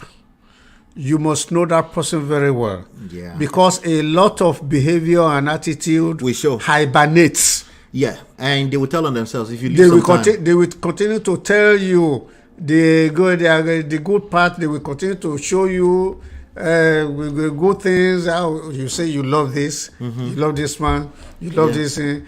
But let me tell you, those attributes of him or her, right, that hibernates. Yeah. By the time you come together, you will see traces at least. Something will ignite those things. Yes. And before you notice, all those things start, old behaviors. They will come to the surface because the cream always rises to the top. And at the end of the day, you will now continue to say, have you made a mistake? Right. Because you married money. Now, you married standard. You married... all that can disappear. I tell them all the time, by the time I married my wife, I had made more money than most human beings have ever made in their lifetime. By the second year into our marriage, I lost all that money. Right? Okay. Right? So imagine if what she married was the money. She will not be here today. She won't be here today. And you can shape this, and the point here is that you should have some standards, of course, right? Because Chinye said that Daddy said no marry Olodo. Right? when I mean don't marry somebody who doesn't know their life, doesn't know their lifestyle. That doesn't mean a PhD person may not know Daddy, let me tell them what you're saying. This is what you're saying, okay? I think they know what you're saying. What Daddy is talking about, social intelligence, okay? Social and emotional intelligence, like it's not book smart. He's not talking about book smart. It's not talking about somebody who knows how to read all the books in the world. Yeah. You can be professor in this and that and still be stupid. I know they see them, but you need somebody who will listen to you. Listener, active listener. You need somebody who understands you. You need somebody who is ready to marry your weakness. Emotional intelligence. You need somebody who will... They need to be aware that there's weakness. Yes. Right? That means they're not looking for Mr. Perfect or Mrs. Perfect. Every human being, let me tell you, they have blemish, they have spot, they have wrinkle. If even when it comes to the church, it is the word of God that we use to wash them of all those wrinkle spots and everything. Yeah. In the same way, let me tell you one thing. You can be reading all these social comments about marriage or anything, but the most important thing is this: there's no human being that is perfect. None. No, not one. And you must learn to bear with one another. When you married, if it is true that you love, if it is true that you say you love the person, and you say, oh yes, for better, for worse, why then, when it comes worse, that you want to run out of it? That means, in the first place, there was no love there. There is something that you really cherish in that person, that you want to share with the person. Yep. So pray so much. Pray very well. He goes back to prayer. That part that you think you're not in control, that you think, but you prayer. I need to be in control. He keeps saying, go back to it. I don't know if you've noticed that. He keeps saying, going back to that. Chidima says, Daddy is promoting premarital testing kits by elders for their children. Let me tell you something. Have you noticed that premarital testing kit has been falling in Poto today? Have you noticed?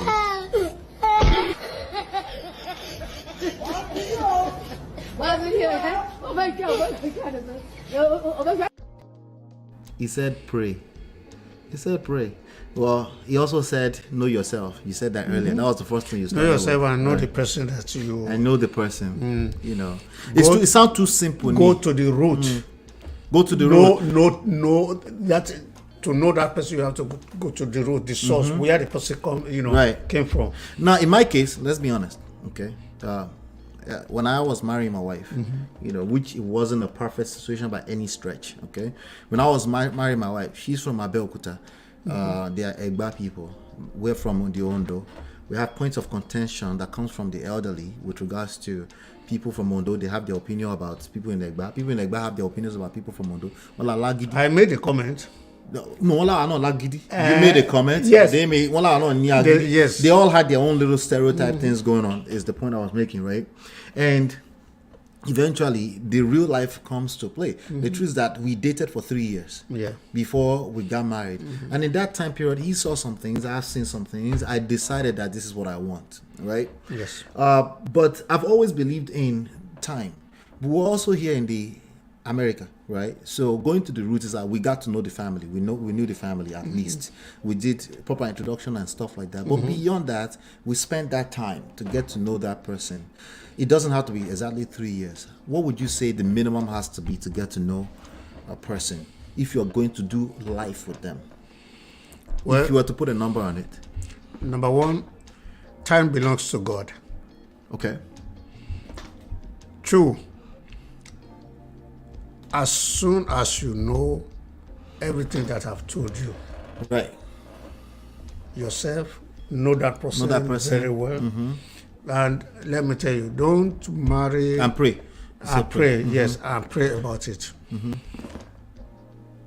If God says you may have been looking for the person for a while, right, it may be tomorrow. Maybe immediately you stand up from where you are praying, you just step out and you see somebody, and all of a sudden you see, is this the person? Or you talk to the person. You get confused. Another person is now tickling your fancy. It may not be the person. If it is the person that you have decided that you want to marry, you are praying about. Right. No. Pray before you know the person. Okay, so you can't be praying about somebody you already met. No. Because the more you see the person, the more you're it's like, this is the person you want. No, you'll be talking to yourself thinking it's God. No. Okay. All right. Good point, Daddy. Good point. Well, in terms of prayer, I would say majority of the prayer I benefited from is from you, because I'm not really a prayer head like that. I pay attention to a lot. I do pray. I don't necessarily pray at the level that you do it as per older generation, and as a different generation all entirely. So, but I consider myself I've benefited a lot from your prayers as my parents. I want to say thank you for that. But there's somebody that has a question here. Let's see. I am Adaya. Where have you been, Adaya? Good to see you. She said, we now have a generation that feels marriage is not compulsory. A lot of them don't even intend to get married. Some view marriage as a mere social construct. What's Daddy's thought on this? When God created us, He created us male and female for for us to bear children and for us to take care of ourselves. If Adam and Eve remain without a child, right, we will not feel the world like this. Okay. Somebody gave back to you. Why do you choose not to give back to somebody? So people who make that choice, it's not that they are going against the will of God, but they are going against nature. Okay. So for everybody to say they don't want to marry, they don't want to marry for what? For what reason that they want to get married? They might say, I don't think I like children like that. Like for me, for example, I love my children. I don't like children like that. If that thing I just said is a little bit extra heightened, or I'm Indomie generation, or I live in the Yankee, I consume too much Oyinbo generation stuff, I might just be like, I'm okay, right? But the honest truth is that I love my kids. I love them. But when especially all these misbehaving kids, when they are running around and their parents don't know how to control them, it makes me like it makes me feel like, oh my God, I can't imagine having to take care of children. If I didn't have children before that can affect. Okay, now also this generation now, right now, a lot of people are listening to too much content, videos around the worst scenarios of what marriage looks like. We just told you that he's been married officially for 45 years, known her for 53 years, or much longer than that, 55 years, right? And we're saying that it's possible. We also told a little story there that they had their own fair share, right, of ups and downs, right? I didn't even get to that part of the question yet. So this is when people watch too many videos like that only talks about the person that deleted their wife in Texas. When they watch too much videos about the people that are getting beat up by their husband, which they exist, they can arrive at the conclusion that I don't think that marriage thing is for me. You understand? No, it shouldn't be that way. The fact that you see somebody be beaten up or anything, does that mean that it's going to apply to you? Look, it doesn't. People who beat their wives or wife, getting out of the house is because, as we are talking right now, either you are a man or you are a woman. Right. It's not only man that is beating people. We know personal stories. So otherwise, it's human being. It's generally how they carry out their this is different. So you're talking about the abusive behavior. Human beings can be abusive, unfortunately. Yes. I have seen so many in this country.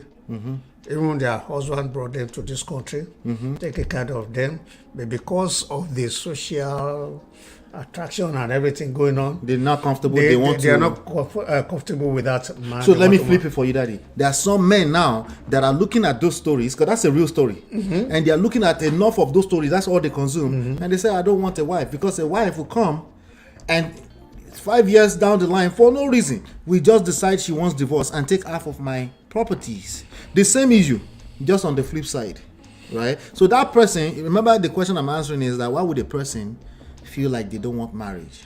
What I'm saying is that what you see on the television, what is going on in the world, it's not necessarily that it's going to apply to you. It's applicable to you. Right. We are created differently. If you go the step that I told you, make sure that you know who you are marrying. Know who you are, who you are marrying. Your parents and everything, the background, the family they came from. In your case, I prayed very well. You prayed, yeah. Because we, like I said, it's what we grew up to know, that people wants to run away, right, people from the interior from there, right.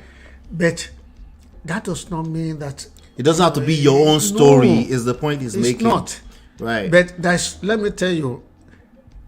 So are you saying if you have the right partner, the right spouse, or the right choice? Are you saying, Daddy, that it's not possible that somebody will just I didn't watch any of that.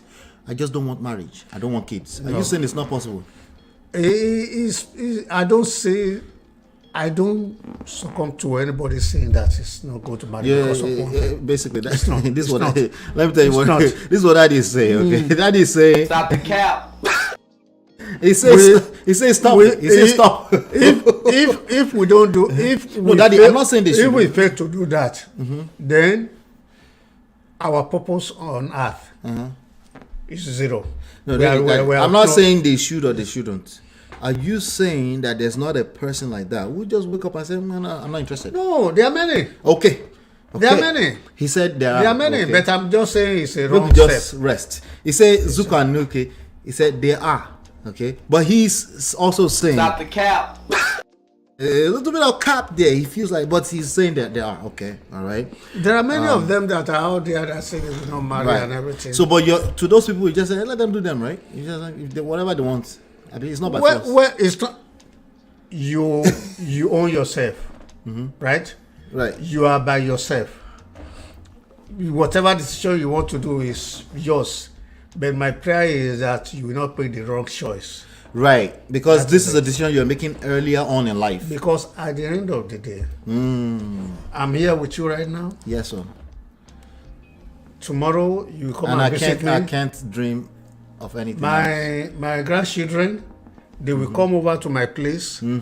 They play with me. They do everything. Yeah, I can't think of anything else. That is the joy of those things. Right. I pray if any one of us, on this line is making that decision, please, because we only know today, we don't know what tomorrow will be. Facts. A lot of these people that are taking that That's decision, part of the conversation. loneliness at the end of their age It's a real thing. is going to really, they will look for death, they won't get it, and they will nobody will be around them. Yeah, they don't want it. Indomie generation, they know they hear. It's okay. But because me, I tell them all the time, me, I'm patient. If you are patient to find out, me, I'm patient to find out. Because the ultimate, honestly, I mean, the vessel was in because I wanted you to come authentic and organic, and you did well, in my opinion. You did extremely well. Because they, in fact, they can smell where you're going before you get there. They're very defensive. They think you're about to attack them, even though you're not attacking them, right? And the truth is that all of the wisdom that you're looking for, right? You cannot have, sorry, let's go with that. You cannot have more akisa ju agbalagba lo. So what do we say that in English? If you have more fancy Gucci, Versace outfit more than the elderly, you cannot have more rags. You don't have enough experience more than anything. You cannot have.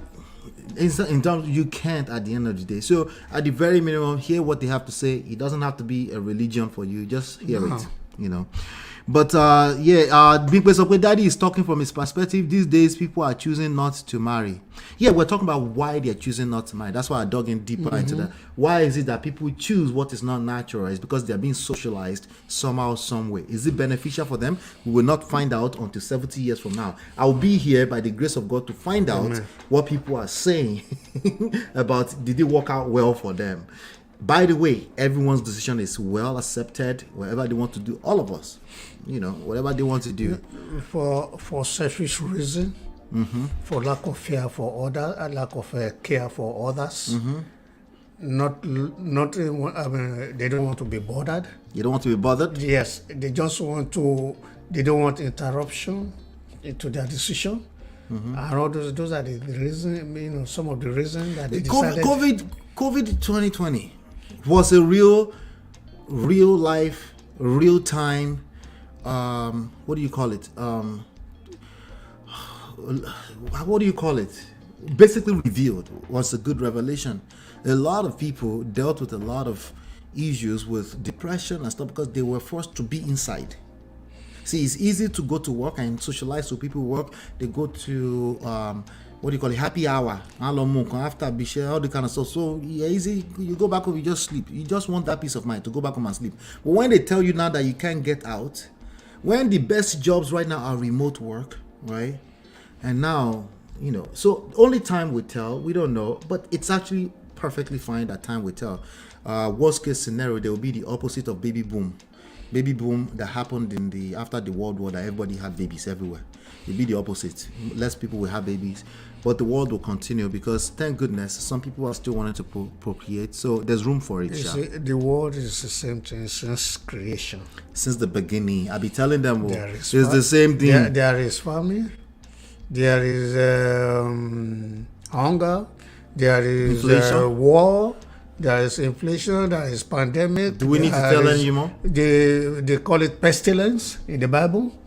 The one we use the word pandemic is pestilence. It's pestilence. It's pestilence. All those things. There has always been that since creation. And you learn that they would look at me. Okay, so I've been married for 16 years this coming month, and they would look at me and say, Ola, you don't know anything about the dating game. You have been out of the scene. What do you want them to tell you? You've been out of the game for 50 years. Yeah, I just said, okay, you're right. I've been out of the game, but we'll go there here. You go come complain to us. We'll tell you the truth. We'll continue to tell you what it is, and not only do we tell you, you can confirm it with everything that's going on in real time.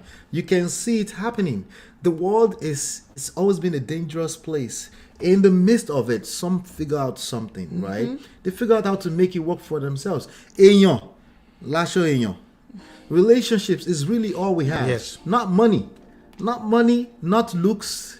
All that will expire. All those, everything has a beginning, has an end. The only thing that really tends to last forever is our relationships, our souls. This experience that we're having right now, you can literally go back to 30 years from now and recover the experience, and you can feel the same feeling from that time, right? But in terms of what you look like 30 years from now, it's gonna end. You don't know. It's gonna look different. Not only is it gonna seem different, I used to think my father was much taller than this. Right? That's just how it was. That was my perception. Not only did he shrink physically, because people do shrink, right? But now, my perception was much larger than it was, because when you're looking up like that, it seems different.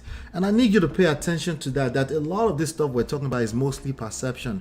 What you're consuming, the kind of content you're consuming, is shaping your perception about life. Okay?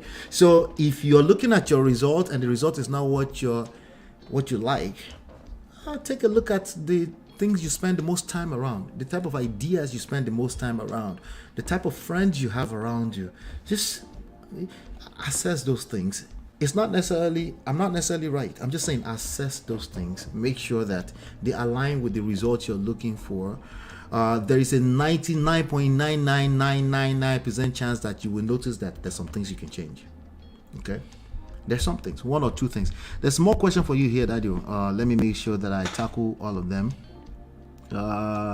Okay, so hopefully that helps. Adaya. Adaya says, I've been here quietly. Okay. Good to see you, Adaya. I'm glad that you guys are still here. Toby and Tribe says, I heard Ondo men are the least romantic. The Ondo men. Will you keep quiet?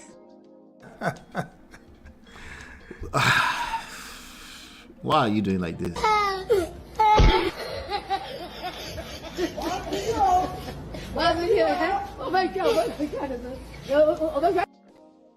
So let me finish the question. I heard Ondo men are the least romantic Yoruba men. Is this true? Is the culture more patriarchal? Just curious, because I have dated two from that side, and emotional damage. All right, Daddy. How would you answer that? Are we the least romantic? I don't know what you mean by romantic. No, Baton. Maybe that's your answer. If the person can explain better what they mean by Break romantic, it down. Break it down for Daddy. Then, what do you mean by romantic? One thing I know is that, Daddy, before let me help you here. Okay. Before you go, okay. Just this last month, okay. My mom was trying to dress some weight, right? And she engaged some program, and I saw you go to the kitchen. I was watching you go to the kitchen back and forth, help her prepare the soup, make sure she's good. All this stuff. In the same breath of her, I said, Daddy, why? But she scolding you for other things, right? But it's not a big. You guys are best friends, literally. People are jealous of them, right?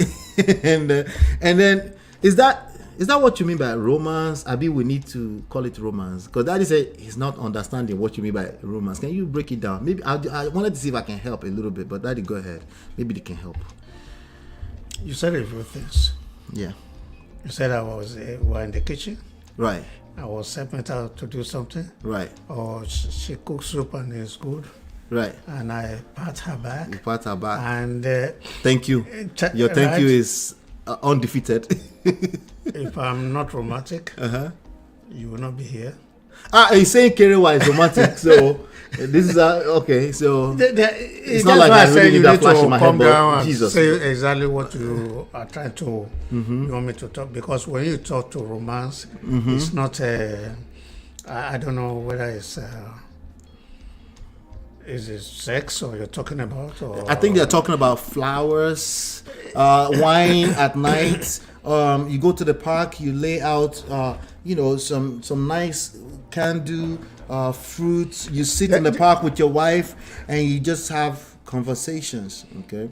Let me tell you one thing. If somebody is not romantic, then you have a role to play. To make that person be more romantic. Uh-oh. Uh-oh. You have a role to play. If they're not romantic enough for you...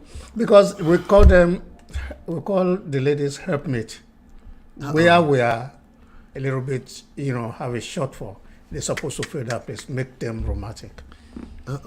Ladies, this is what Daddy is trying to say. He's talking about seduction. You have a role to play. Figure it out, okay? If this is the person you're with, there's a reason why you were with them, but later on you'll find out they're not romantic. There's a disconnect, okay?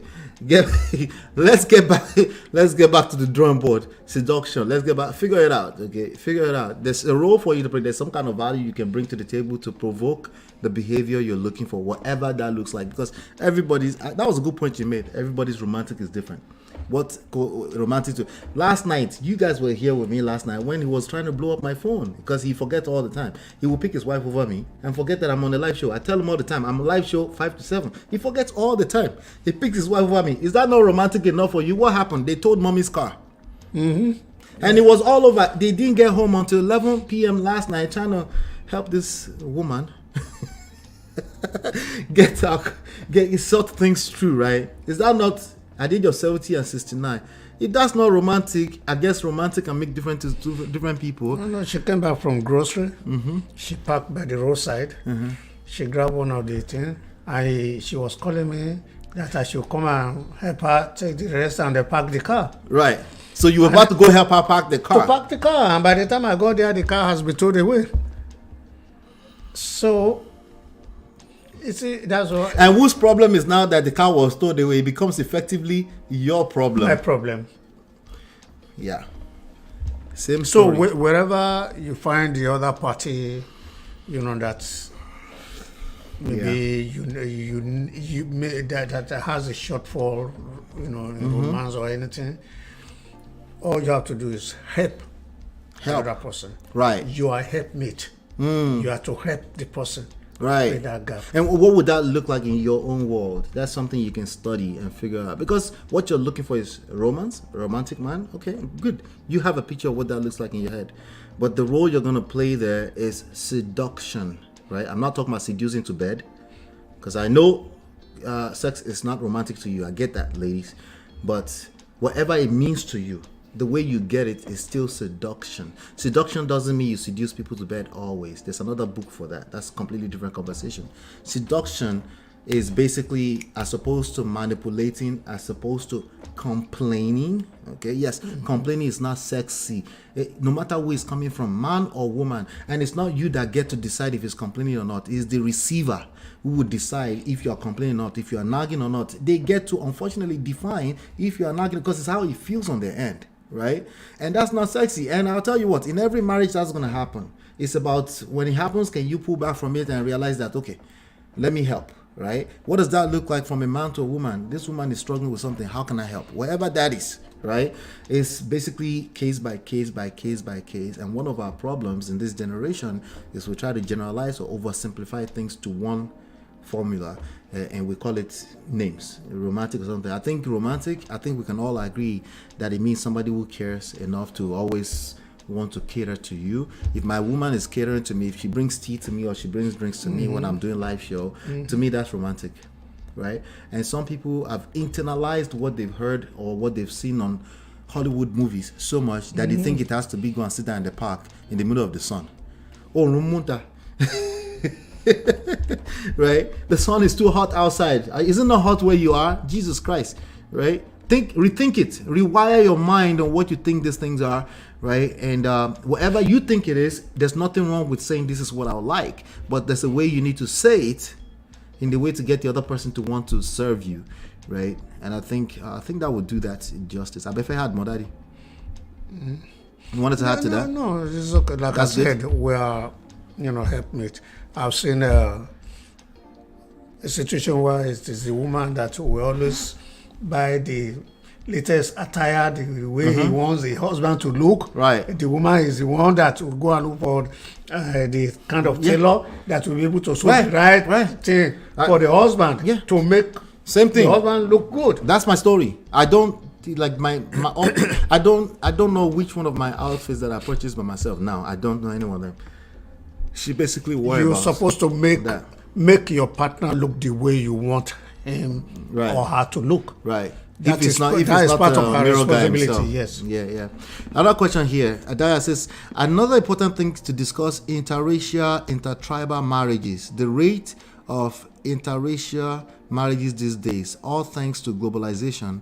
What's Daddy's take and advice on this? You have experience with this, Daddy. You know, we've moved across the continents, across the oceans. Yeah, that's true. When you talk of intertribal, You're right. we are from We are Ondo. interstate. We are interstate. We are Yorubas and ethnic. We're still Yoruba. Yes. Right. Then you left Ondo State all the way to Egba. to marry your Which wife. was a big deal for you. Let's be honest, Daddy. It was a big deal for you. Yeah, but Let's be honest, Daddy. no. He Wait, knows. wait. He was even going to say that earlier, but yes. Yes, but like I said, when you pray on something, if it's going to work out right, God will approve it. Right. Now, Shola married an Etienne He went all the way to the Caribbean. Yes. across the ocean. They are together. Yep. They're rocking on solid 6 years or so. So Not 6 years. there is nothing wrong. 9 but years. again, before you married any other ethnic group or Right. racial Right. or whatever it is. And whatever it is, yes, pray. There is It's the same thing. Pray. You need to understand Get to know them. Know what. Please, let's not be stupid. when Shola married the wife, Uh-huh. I told him, I said, Shola, you are going to miss African food. You ready for that? You should be ready for that. There's no. This is not just crossing over to And Itapu. when There's the- no eba, nothing. And when the wife came and they were talking, I said, well, you know our culture, we like Swallow. and he said, I know that. I know getting to understand She's one in another. love. She was in love. I've seen somebody who married The same village. an Asian, a Yoruba man. Yeah. Even by the time they got married and they got to the house, she doesn't want that man to cook African food on In the the stove, house, because it smells like jollof. I don't want to smell like jollof. right? I don't want to smell like jollof. I don't want my kids smelling like jollof. You need to stop you- cooking jollof in my house. If you have prayed very Ouch. well, let me tell you, there's no marriage that is perfect. Without issues. Life is not perfect. Life will need. They keep blaming it on marriage. I said No, it's life. you have to look at it different. Look, life is a life of struggle, a life that you manage. The same thing with marriage. When I told you last time that it changes from time to time, Yeah. and you must be ready to change along with it. Daddy, you told me this story, and I know every time I've told it here, because I know I've stolen it from you and told it here a few times. I probably butchered it. Maybe you can. I think it was you. You told me that even in Usho, there's certain street they go. I said, don't go into that street. Yes. It was you Yes. that told me. Yes. Don't go into in the same village. The village Yes. is still a village till today. Yes. They said don't. This Just was one back in the 60s. street to don't go one into street that to- street to go and marry because they have kuruna. They have Guinea worm. Guinea worms.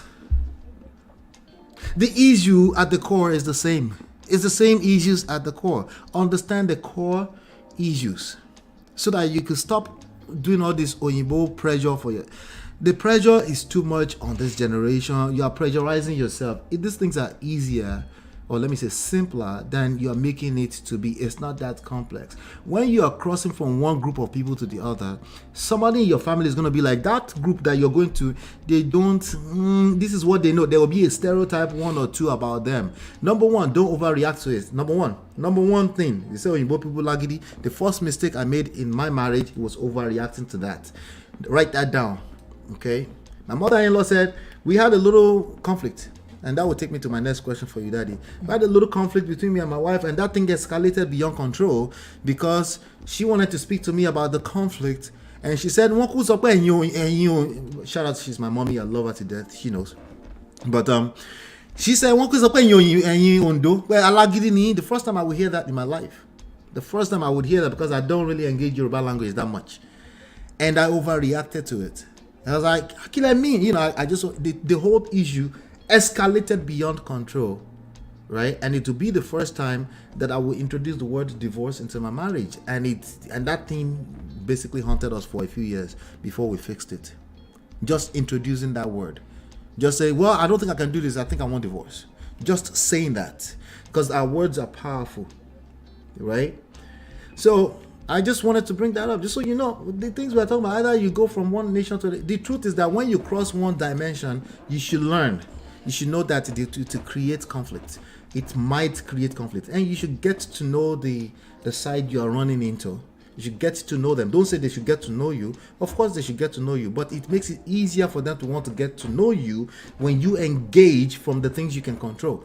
What is it? I love this guy. I love him. I love her. I love, but I understand that there's more about this culture, about this religion that I'm going into, that I need to assess, make sure I understand the downsides, the upside, the potential downfalls that could come from that. When you cross racial line, you cross age gaps. If you go from you're 21 to go and marry a 50-year-old man, it will create friction that you might not be privy to. You need to ask questions around that. That's a big gap. It's a big gap. If you cross cultural line, tribal lines, there's nothing wrong with these things. Everything will be wrong with it when you act like it's just love. No, it is not just love. Everything you believe in will be questioned, will be triggered. True love will be questioned, will be tested in this process. I think it's a beautiful thing that people can cut across ocean lines and marry. I think it's even better when they figure it out, when they've gone through it and they know the intricacies and they made it through the other side. I think that's but I'm not supposed to be talking too much today. Ondo men are collecting woto. This is not fair. It's not cool. COVID was an equalizer. Let me see. I think there was another question. Yeah, Daddy was going another angle. I didn't like that. I mean, being emotionally vulnerable and open. Yeah, I think what we spelled out probably we're on the same page there. Being open. What I experienced with you and Mommy is that even in the middle of the crisis that you had in the early 90s, the friendship was able to beat everything else. You couldn't ever help it. Even when you tried to, I'm not talking for a day right now, maybe say, I became something like that, right? And then you not talk. There's something that you guys had that was so admirable that that nothing could really come in between it. It was just very tough. What would you say that thing is? Because when they say emotionally vulnerable and open, I think that becomes a symptom of this thing I'm describing, right? I think having that thing, vulnerable and openness, was just a default. It's not something you have to overthink. Yeah, this during that time, I admitted my mistake. Oh, ownership. Now, you see, one problem that we have between spouses is for people not want to admit their fault. They don't want to own it. They want to blame the other party. Are you sure you were born in 1953? You're talking like Indomie generation a bit there, Daddy. Because it's true. It's the same. Everybody believes that these people don't exist. And they always want to defend their action. Defensiveness. They're triggered. When you're trying to do that, you are more or less distancing away from the word that you have been saying, love. There are things, most people don't have what we call self-control. Let me just post it on the screen because I don't know. He does not watch my show, just so you know. You know, self-control engages two things. We're talking of emotion. Then we are talking about there's a word. That's a word for it. Okay. That word, what it means is that before you act, think. Okay. Well, here we I think we probably wrap that under emotional intelligence here. It's a But you also mentioned self, so we also have self-intelligence here. Okay. We also have social intelligence. Okay. But what you are saying is more like self-control and emotional intelligence. yeah. Well, yes. Think about the effect of what you're about to do. Think before you do anything. Okay. Think before you Help talk. us in the chat. There might be Think- another word for it. Think. Yeah, that's a word. That's a word. I'm trying to think about about it. So. Yeah. That's a good train of thought. Anyway, so you have to there are so many people. Just think. And it is especially the character, the behavior that you inherited. Oh, from Abinibi. home, no, not Adamic nature. Adamic nature. Yeah, Yes. it's something like that. But before you talk, they have a ready-made answer. Right. All those things those are the things that affect a lot of relationships. Instead of us to listen to one another and try to admit our fault and try to give way for correction Right. and try to adjust, a lot of people omit those things in their relationship. And when those things are missing, they overreact, which we call Overreact. lack of self-control. Lack of self-control. Right. This is very, very important in any relationship. So when you talk about the time we were having that, Right. That crisis back then. if So you're saying it made things easier for her and the relationship just being able to own up your own mistakes. when That I made own things up, easier. yes, but you know, as a woman, she's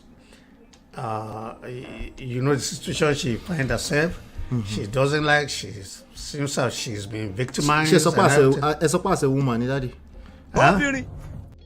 Yes, yes. Yes, we have to talk about that. Every human being.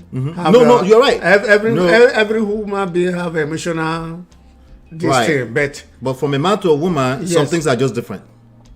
a woman will always over. You know, reacting. A woman will needs more explanation. A woman. There's a process. There's a process for them. A man will just say, you know, you tell her, well, where you come from? Oh, I'm coming. I just support. Right. I'm just coming from so. I stopped by at the car wash. A woman wants to know where you stop on the road, whom you talk to, Right. and these are the things that She wants the food. She wants to know everything into more than detail. Right. But a Right. man will just say, "Oh, I'm just coming from. That is it. Anything you want to say after that." Right. A woman wants to continue to talk and talk and talk and talk. Right. So if I started reacting to what my wife is doing that right. time, You won't be able to course correct properly As because it then is- you will react, as it and is then right she will now- react, and then before you know, we'll probably not be together today. yes. So we must be able to bear with one another. We must be able to listen to one another. And when it gets to that point where you think you need to be quiet, just be quiet. So be quiet for you was more of strength. It It is. wasn't a place of weakness for you. It wasn't it's because really, you were it's really, being a dormant. It's really a strength. It is. Because it's not an easy thing to do. It's not easy. It's not. It's not. We were zombie every time, but it's better when it's coming from you. It sounds better when it's coming from you. Daddy's book is on Amazon. He has 2 books up there. He probably doesn't want you to get the first book, but I say get it because I tell him all the time it demonstrates growth Old Behavior. Old Behavior. 12 years before that. Deterrent to New Life. Right, Deterrent. And then the second one is... I'll put it up. I have it. Let me pull up the books because I want to make sure that you guys are able to support him. Go get the books. You will love it. Go get the books. Let's see. Shout out to all of you watching. If you're getting value from this, please let us know. Let us know in the comments, in the chat. It's highly appreciated. It's highly appreciated. Journey of Destiny. Journey of Destiny. Yes. So I'm gonna pull that up to the screen right now so you guys can see what they look like. Let me see. Remove that. Matter of fact, bump this out of the studio. Bring this to the screen. Okay, so this was his first book. It's called Old Behavior. That's Old Behavior right there. You can find it on Amazon. They're both on there. And the other one is Journey of Destiny. That's his most. He launched that book on his birthday, on his 70th birthday. Let me see. Let me just make sure that the background is clear so they can see more clearly. There you go.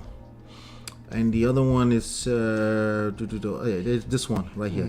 Journey of Destiny, fulfilling God's purpose for your life despite challenges. Lessons from Joseph. Auntie B has been talking about Joseph recently too. I noticed. Maybe this is your cue. Go check them out. How much are they? $20. And the Kindle for Journey of Mercy is actually free, but the hardcover is available. The paperback, one is $10, the other one is $20, respectively. So go check those out, okay? But I think that question brought up. Let me see. I'll drop the links into the chat right now so you guys can. Oh, the link is in the description of the video, but I'm also going to drop it into the chat to make it easier for you. Don't worry to open to another page and then you can come right back to the show. You can bookmark it and then come right back to the show.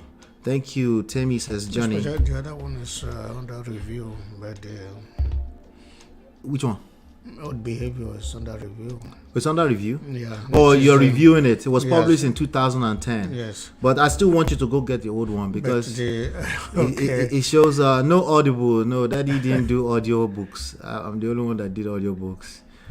But, you know, it's good quick read. So if you want to go ahead and do that. Okay. Actually, if we beef off his audience later on, we've been trying to see if we can beef off his audience. We might be able to. Then I will see an incentive to bring him into the studio and do an audio book. But for now, just support with that. And don't forget to leave a review. If you buy any of our stuff, don't forget to leave a review. All right. Thank you so much for that. All right. So this question that let's see, who will help us fix these tables Daddy is breaking though? It's not. Daddy, don't shatter tables today. You will have to watch this over again to get the most out of it. I'll tell you. So true. Marriage takes a lot of wisdom and patience. Listen, we can't overspell it. No matter how much you prepare, that is okay. And you should still prepare. But I always tell people, Daddy, I don't know if you agree with it. If you want to prepare for marriage, majority of your energy should go into conflict resolution, conflict handling, and that takes me to the next question that I have for you. As a matter of fact, you know, let me see here. I had the question prepared. How did you and Mom handle disagreements and challenges in your relationship? Yeah. Let me put it this way. Are you agreeing that there was disagreements and challenges? First of all, we all disagree to agree. Right, Abby? We all disagree to agree. One thing I do is, if you are a man in the house, Man, and I'm not saying woman that you take advantage of what I'm trying to say. open. Man, you have almost 80% of the responsibilities They don't like to hear in the that. home, They don't want to hear that. especially when it comes to the spiritual aspect. Even the spiritual aspect. Yes. Or No wonder. let me tell you, argument will come.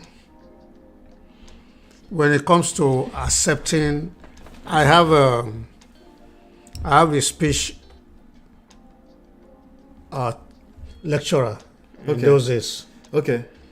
He said 80% of blames in the house, he takes it. He said only 2 of them are living in the house. He said if one says it's not one is not taking it's not taking the blame. Who is not taking it? Me as a husband, as a leader of the house, I have to take it because it will just end the case there. You know, the Indomie generation, they will miss the part where he says as the leader. And they say, well, why we should be? They are adults too. They should be. Because if you really want to enjoy your marriage, there are some principles that no matter what movement any woman may be taking, man is still the head of the house. Including when she said, no, I want to be head too. No, even when you say you want to be head, just leave us to say, okay, he's the head. But I know just within the next 1 minute, she's coming to you to say, oh, can you help me do this? That person who says is the head of the house. Hey, honey, or whatever they call themselves, or babe, before you notice, she's coming again to you. Help me to do this. What do you think about? The best thing is, okay, this is the way it should be. Okay, we'll try it your way. Let's see what happens. You know why I'm having the facial reaction I'm having? Because if I had tried to prepare him for this, it would not be organic. You know, it's amazing that it sounds like he's been watching this show, basically. You know, yeah. It's crazy. I love it. Daddy, thank you so much. Thank you so much. Okay, shut down. Yeah. No. Make sure. It's not that deep here. 7 at the over time. Share, rush. Okay, Eje can round up. So, how you handle conflict? Because you know the way this conversation goes on. You know, how you handle conflict is just 80%. Yeah, I accept all the blames 80%. Not necessarily that I'm at fault.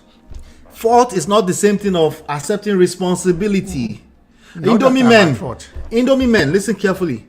Fault is not the same thing as accepting responsibility.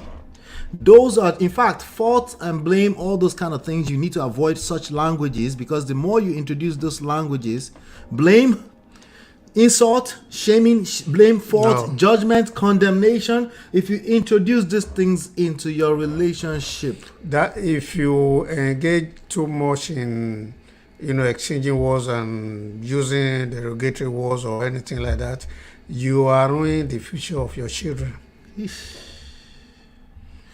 Because every action, every word that you say, it registered in them, and they are going to use it in future. They will. So they will be very careful with what you say. Exercise high degree of self-control instead of you to burst out, doing some things that are not proper. Why don't you just be quiet and just go and sit down, drink a cup of water. It's like you're listening to this show, Daddy. I always say drink some water, take shower. Well, calm down, you can sleep over it. It's okay. It's better for you because he said something too that I don't think we are paying. Remember, everything is a double-edged sword. That means you get to take credit 80% of the time for everything good that's going on with that marriage too. That also means that too. Yes, that's not to say that women don't do what they do, but in this respect, if it's that serious for you and you need her to be an adult, remember that you'll also be in a position to earn the respect that you're so badly craving for, right? Which is the only way to get respect anyway. You have to earn it. There's no way around it. No matter what your religion, your culture told you, women are supposed to or it's only women in our generation that misbehave. Daddy just told you that's BS ultimately. That even as far back as back then, you have to be a man, and what that means usually across the world is to take responsibility for the health in no matter what culture, the health, the emotional health of your marriage, of your relationship. You're correct. Yeah, that makes sense. Chidema, so I want to release Daddy. Chidema, I think, let me see. I want to make sure that there's no important questions that are left out. Maybe we can make it like a quick round. And please, if you are choosing a life partner, choose a life partner that has a good job. Yes. No finance, no romance. I'm not saying it has to be a professor, but you will know somebody who has a future. A future. Future. You can see, you know, come on, stop capping. You know when they have good head on their shoulder for the future. Toby and Trap says, love this. Some men want the benefit of being the head without the responsibility attached. Word. Ola, it means that you are the true son of your father and apple doesn't fall far from the tree. I agree 100%. I agree 100%. Yeah, it gets real. They'll be shouting masculinity like koala bear. Wahala. Awesome. Let me see. I want to make sure that I address. Let's make it like quick round. Let's address all the questions because I know I have to bring you back at some point because they love it. You know, the way they engage, they love it. As a 70-year-old man, what would you have done differently at 35 if you could do it? Make a quick answer. If it's not, if it's a lot for you, if it's loaded, just say it's loaded. I wouldn't want to go that route because every situation that you pass through in life builds you for the next step. Yes, because it's always an experience, and God will take you through a route that may seem not right in your own. That will make you question, even if there is God. Yes, but God, as long as you are with God, the route that you are passing through, just believe that God knows what. So it looks like the answer keeps going back in the direction of either prayer or faith. You don't really have a choice. Yeah, even though if you are not even though if you are not a Christian, even whatever religion that you belong. Right. One thing I know is that I don't like to use the word faith. Faith. F-A-T-E. No, not faith. No, faith. Right. So just believe that whatever you are passing through in life, all you just have to do is don't feel discouraged. Don't feel like are you the only one that's, why is this thing happening to me or all those things. No, you are a man. David, when the enemy of David came to Ziklag to and went with all his family and everything, and his entourage, they were about to stone him. The Bible says that David encouraged himself in the Lord. Wait. Who's going to tell Daddy?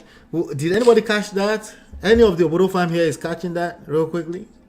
Anybody? If you catch that, put that in the chat. That came up a few times over the past few weeks, but continue. Okay. Already. So he encouraged himself in the Lord. That means, as a man, don't feel dejected or anything. Whatever situation, you have to find. There's something you need to find there to encourage for the next step. So it also sounds like we don't really have a choice than to trust the next step you're about to take that you don't see where you're going to land that feet. Nobody knows. That's life. That's just life. Yes. So the only thing we can do is really just embrace that process. Learn as much as you can learn. Well, embrace talking to the elderlies, including those the one that you think they are textbook narcissists. Yes, including those. If you're in a position where you can still encourage a conversation, I think you're going to get more from engaging that conversation than calling them names. I'm telling you now, you're not going to listen to me until 10 years later, where somebody put it in the textbook. I'm telling you now. I'm warning you. Okay.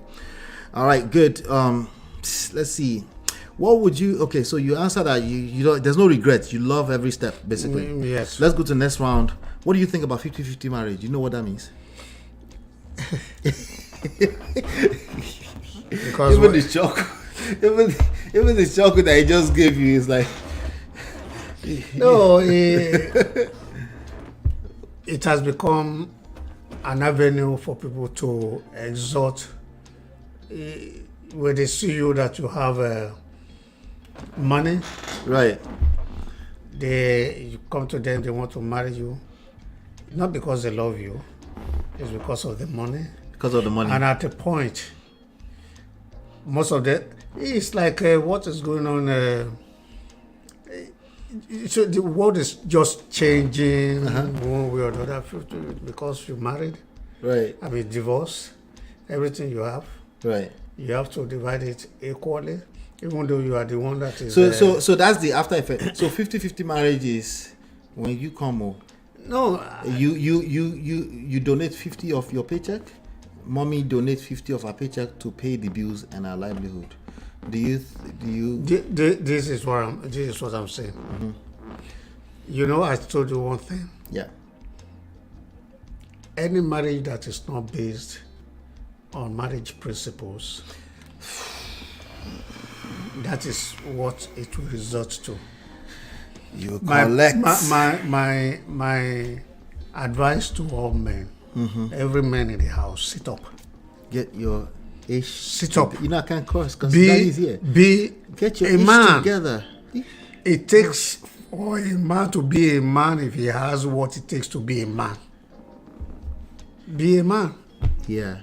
If your wife is an RN, the money she's bringing into the family is into the family, even if she's going to her account. If it's bonus, it's money for saving that you don't get to touch. If she feels safe and secure, she will spend all of it back on you anyway.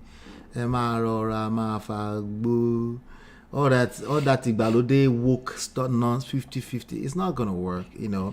You can look around you, oh, but it works for me and my wife. I'll wait for it, okay? I'm patient, okay? We're not socially constructed like that. And like you just said, marriage principle does not work like that, okay? Does that mean the wife should just go around and be spending her money? Again, you are thinking about the worst case scenario. You think she's gonna... He has experience. Back in the 90s, I don't want to bring too much negative stuff up, but it's not negative because today is a success story. When my mom tried to do the she tried to do that a few times. It didn't stick because that's not who she was, right? Because she tried to show him shaggy, like she was I used to pay everything. Because the things that you didn't carry, that you didn't think about or anything, like she carries some of the weight that you didn't have to pay attention to. A lot of times she doesn't have to even wait for me before she. So each time she would just say, "Go and meet your daddy" or something like that. She tried to do that, but it didn't stick because that's not. See, woman, if a woman feels taken care of, if she feels like she's receiving, she will multiply it anyway. She will do her best to help. But when you have to make it a rule and write on paper, you bring you're bickering or you're, being the other B word about how she should spend, it just doesn't produce good fruits, But I would like to know, because somebody asked that question earlier too, that what do you think about 50-50 marriage? I think if it's defaulting, there's nothing bad in even a woman having the a better job or making more money. There's nothing bad in it. But the fact is it. Can men go handle that? You will know that your husband is really, except if the husband is trying to be lazy. If he's lazy, if he's outright lazy and he's not ready to work, I wouldn't expect such a woman to support some kind of. Because she can't, because she's going to start feeling unsafe anyway. But when you know that your husband is really trying, right, and he's working, and she can see everything, and so she will naturally do now. If your husband is working and is able to have a 3-bedroom apartment, and because you make more money, you want people to see you living in a big mansion, and you want your husband to have a big mansion. You have them 50-50. That's 50-50, and then you have to be ready for whatever comes with that. Right. Yeah, because that can cause troubles too. Because if your lifestyle, what you're saying is, if your lifestyle looks bigger than his own income, that can be effectively 50-50 at that point in time. And some people can make it work, but I just think, writing it down as a rule, I'll be careful with it. Let me just say that, because it can. But there's a blurry line. But it's not right. It's not. That decision is not. But let's do 50-50. It's not. Okay, let's just leave that alone. The next one here that I have is I know a lot of men. They do that. They want their wife to donate donate all the money they are bringing in. Yes, and you. I remember, I forgot what conversation exactly, but you were just. It was something that I was like, can mommy support in that area? And you were just very uncomfortable with the idea.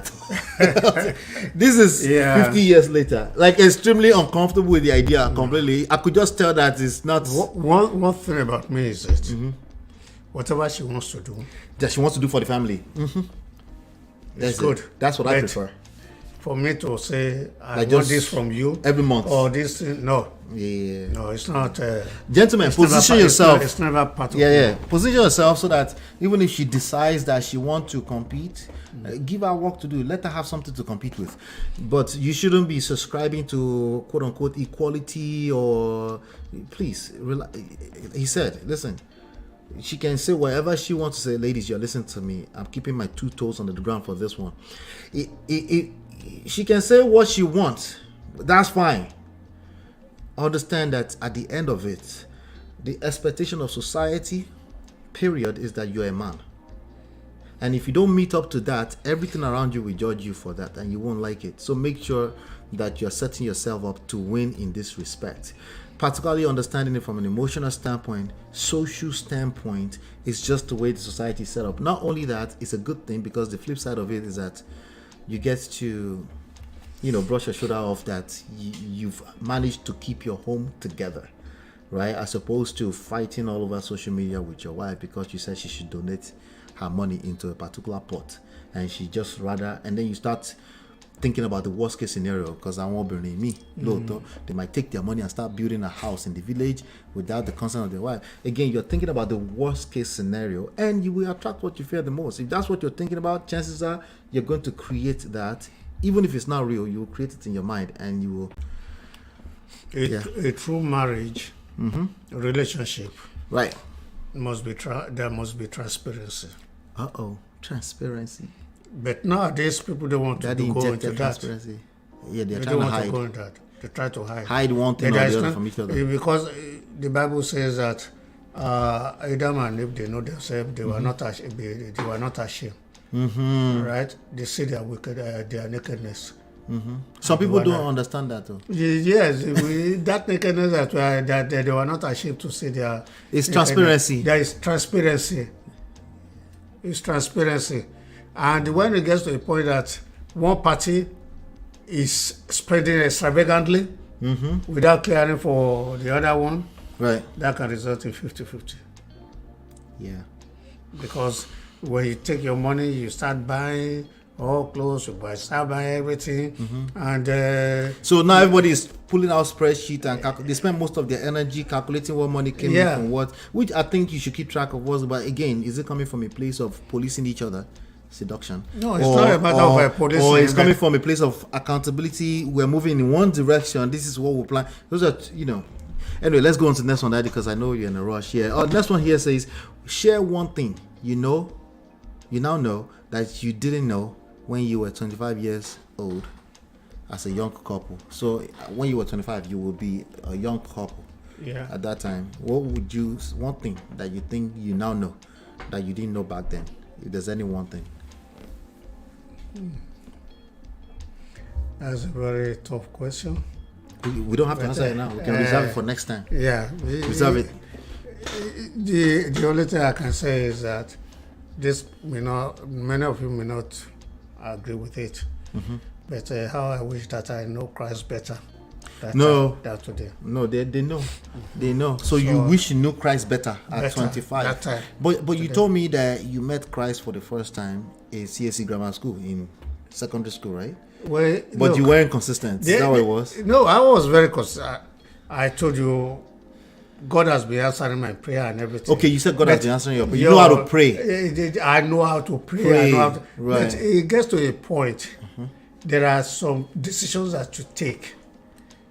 That's because of youthful exuberance and so on. You take that steps, and how you wish that I didn't take that step. Right. You would have probably Right. say. But you're that's- appreciating Christ better now because you've been through that journey too, like you said earlier. Bring through that journey. Right. In fact, I even knew, even right now, I know, even the effect of sleeping in the catechist house That effect from when we were a child, 10 years old, up to today, up to now. is reflecting in my Wow. life. Wow. Next one here. What is the most significant factor that contributes to your success and lasting marriage? The most significant factor. Yeah, it's probably Christ too, right? Christ, okay. You need to be connected to a higher self, okay? The only source of unconditional love. That one needs a big explanation. But again, number one thing is don't over to be rational. Don't over rationalize this idea of marriage. Basic It's thing simple about stuff. marriage. It's meant to be enjoyed, and you have to It's enjoy it. not to be enjoyed, it's to be enjoyed. And part of the enjoyment is argument. Right. Part of the enjoyment Say we- is Mike. Praise the Sorry. Lord. He got passionate. It was banging the all table. those things are meant to be enjoyed.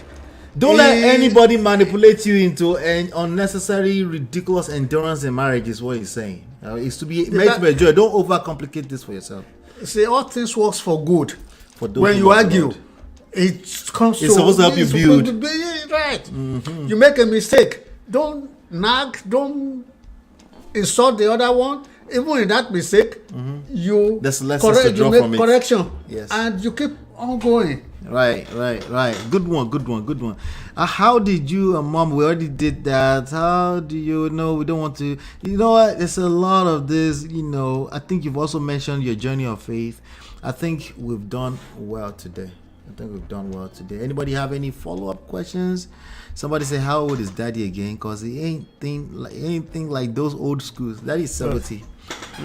That is 70 by the grace of God. 70 years old. Somebody's asking how old you are. Oh. Yeah. Yep. MOP, if I hear you say one more time that it's like daddy is watching this show, you go collect. That man is your teacher and is here to evaluate his students. That's what's up. People say I'm a teacher. Auntie B remind me all the time that I'm a teacher.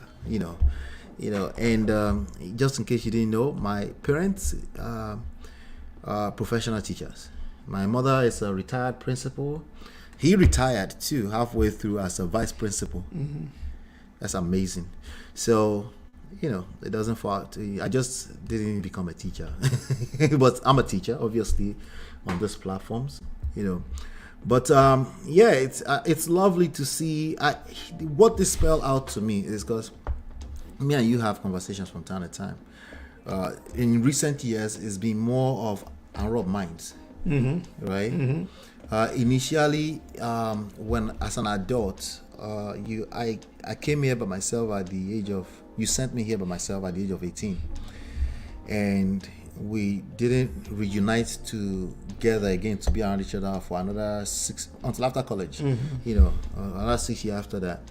And then your first exposure to me as an adult was a little bit of friction because I had some ideas that kicked quite against, and I will blame that today on my communication ability to be able to align what I'm trying to say with, and it took time, like you were saying earlier, everything takes time. You continue to refine for the rest of your life. But I think everything that I am today and that Shola is today, as the young man that you have raised, I always remind you did a fine job. It's not, it might seem to us like when we're inside the house, it might seem so easy. So by the grace of God. By the grace of God. It might seem so easy when you were raised in it, but I've been exposed to know that people struggle with these things. Beyond just the only crisis 2 years in the early 90s. That's like what we went through was nothing compared to what some people go through. Some people were raised in the middle of chaos, of their parents being abusive to each other, and they ended up copying and pasting that into their own relationship. The trauma continues, and I've learned over the past few years that I even learned that the fact that seemingly we're raised in a seemingly perfect situation was actually a downside to an extent, because that, I assumed for a second that everybody else was raised the same way, and when I now married into a different family that was quite different, it became friction, that I had to now learn how to navigate out of. You see, our behavior, the man's behavior can be traced back to fourth generation. The behavior and attitude of the female can be traced back to fourth generation. What your great-great-grandfather, great-great-grandmother, what they did and everything. You carry the gene. Yes. You carry the gene. So for you now to meet a different woman or a different man in your life. Yeah, they're bringing something to the table. If you want to know, what did they bring to the table? Yes, it's a lot that you better pay attention. So that is the reason that in every situation, before you get married, pray very well. And when you get married, not immediately, that marriage starts when you start. When you enter. Not before. Not before. Even not when you have the woman have the white gown or the no, it is by the time you leave, everybody go to their that's when it houses and starts. everything. That is when it starts. Yeah, and if you have honeymoon, after the honeymoon is when it starts. So yeah, and it's a life journey. Yeah, let me tell you. I'm going to tell you right now. Even after 45 years or so of marriage, of Igbo marriage. There are still some things, there's still some attitudes right now that I can see in my wife. That even sometimes it might even come out of me that has been hibernating. All those so she move a certain way, bring something out of you, and it's not really the most. They are only hibernating. But something will trigger them. And then they come right to the surface. Yes. But you can suppress. You can suppress. You can manage it if you allow. I'm talking as a Christian. If you allow the Holy Spirit, if you allow the Holy Spirit to take total control of your flesh, you can suppress it for life. Right, because ultimately you're not fighting flesh. That is the war. So that flesh coming to play there, you're not doing yourself any favor. If you are bringing.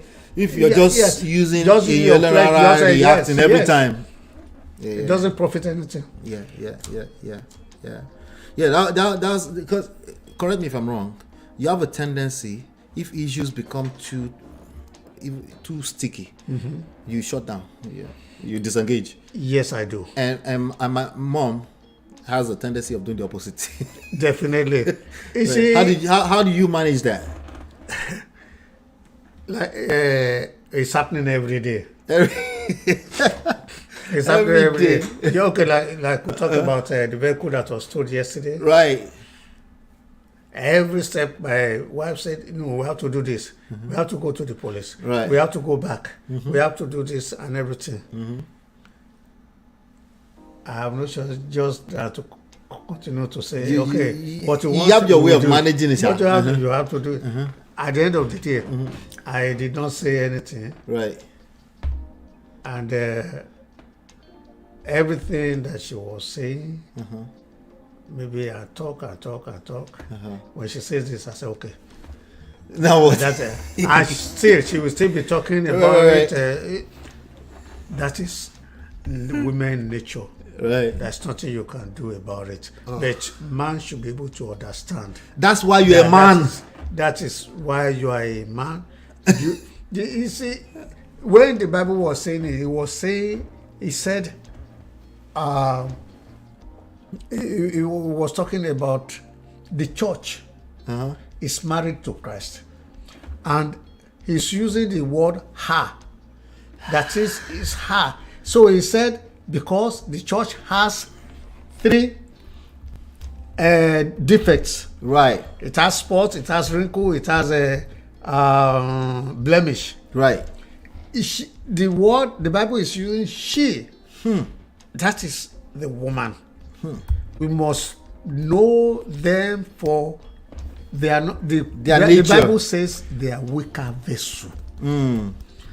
Is that right? Right. So we as men must understand that you can expect anything from anybody. So I'm not saying the women, their nature, they are bad. They get it. They get it. If you don't get it, forget about it. But anyway, this is one of the verses that you shared with me. I'm not sure if you remember. Okay. But I think I've reminded you a few times that you shared with me when I was going through my own crisis, right? It's Ephesians 5:25. Husbands, love your wives, just as Christ loved the church and gave himself up for her to make her holy. Yeah. That gave himself out to make her holy, and you went into it deeper for me. Yes. Cleansing her by the washing with water The word through of God. the word. The water You broke is that the word down of God. for me. You broke down. Some of you are like, yeah. You didn't think your word of affirmation is your love language. Maybe it is. But anyway, through the word, and to present her to himself as I think there's another word they call radiant church here. Radiant church, without stain or wrinkle or any other blemish, but holy and blameless. What you explained to me, maybe because I might butcher it a little bit, was that my love is designed to cleanse her. She wasn't presented as cleansed like that. Whatever it is that you're looking for, perfection, whatever, your words will cleanse. I mean, correct me if I'm wrong. Maybe you can. Your explain it word, better. if it says the word of God, you can borrow from what that thing is saying there. That means you have the responsibility Right. to make her good for you. Good for you. Okay, it's not like she wasn't good before. Good for you. Good for you. Right. Because when you say, but another thing there is this. Despite all this blemish and everything, Christ still loved the church. Right. So Cleansing her there's a every process. You don't just Cleansing wake up, her. I love her, and then she shows up as cleansed. It's No, cleansing her it's every cleansing day. It's an her ongoing thing. daily. It's like what the Christian calls sanctification. Yeah. Sanctification is not when you give your life to Christ. Sanctification begins when you give your life to Christ. That's when it starts. Until death. Eternity.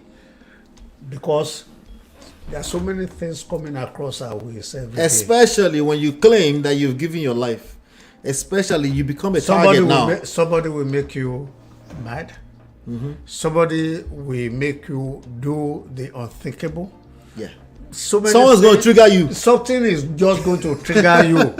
So, Right. so your experience will now, and you are acquiring it. So if I don't finish with this one last question, Daddy, Yes. the ladies, I will collect if I don't finish. So let me ask this question, because we have a majority of the audience is actually ladies.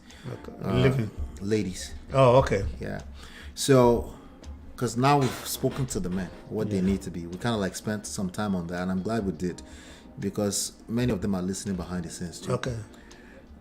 As a woman, right, what can they take away from this? What should they be looking out for in terms of a competent man? Because just because you're a man doesn't mean you're a man. You need to be competent. That means at least some surface level something. You need to bring something. When I'm meeting, what should they look out for? Because I don't want to tell them that they should just get with anything and hope that 45 years later they are a man of prestige. Right? What should they look out for? You mentioned one earlier, a job, a future, somebody has a future. But what should they look out for, especially when it comes to emotional balance and stuff like that? You know. The only thing is that don't just jump into marrying somebody. That is the purpose of courtship. Courtship. You know, when we were in Nigeria, when we go to camp, Right. we always give a lecture from what they call it, something to courtship to marriage. I know they skipped everything before courtship generally. You Yes. start officially at courtship. The courtship is After the But approval, before you have to pray first. Pray. Okay. So when you get to know the one that you are married, Right. there must be period of courtship. It depends on who. Courtship can be for 6 months. For 6 months. It can be for a year. It can be for. Can it be for 3 months? Epele. Bless you. Thank you. Can it be for 2 weeks? You don't I support won't that. say no because you need to know. You need to know the person you are trying to marry. You need to know. You know, I said the person must have a good job or good, future. You can see or Right. somebody who is in school who is doing a very good. He graduated. I mean, this age that we are in right now. Right.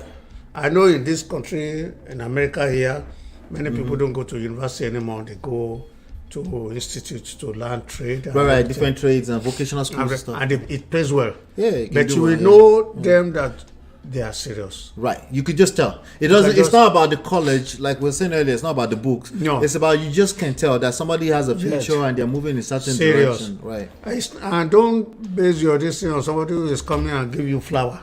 Give you flower to give tomorrow. Romantic. No. Those are not. Yes. That's not what you want. But you can see somebody who is caring, Right. somebody who is interested in you Right. making it in life, somebody who, I mean, you can count so many things, Right. So my advice is this For the ladies. for the ladies: Right. don't rush into anything. Okay. Take your time. And do not let any man continue to persuade you. It is good for you to make yourself pure. Remain pure. When I mean, Are you talking about virginity? if it is possible, I will say virginity. If it is a situation where the moment you meet that person, maybe whatever you are before, Is it try okay to to be a someone- born again virgin?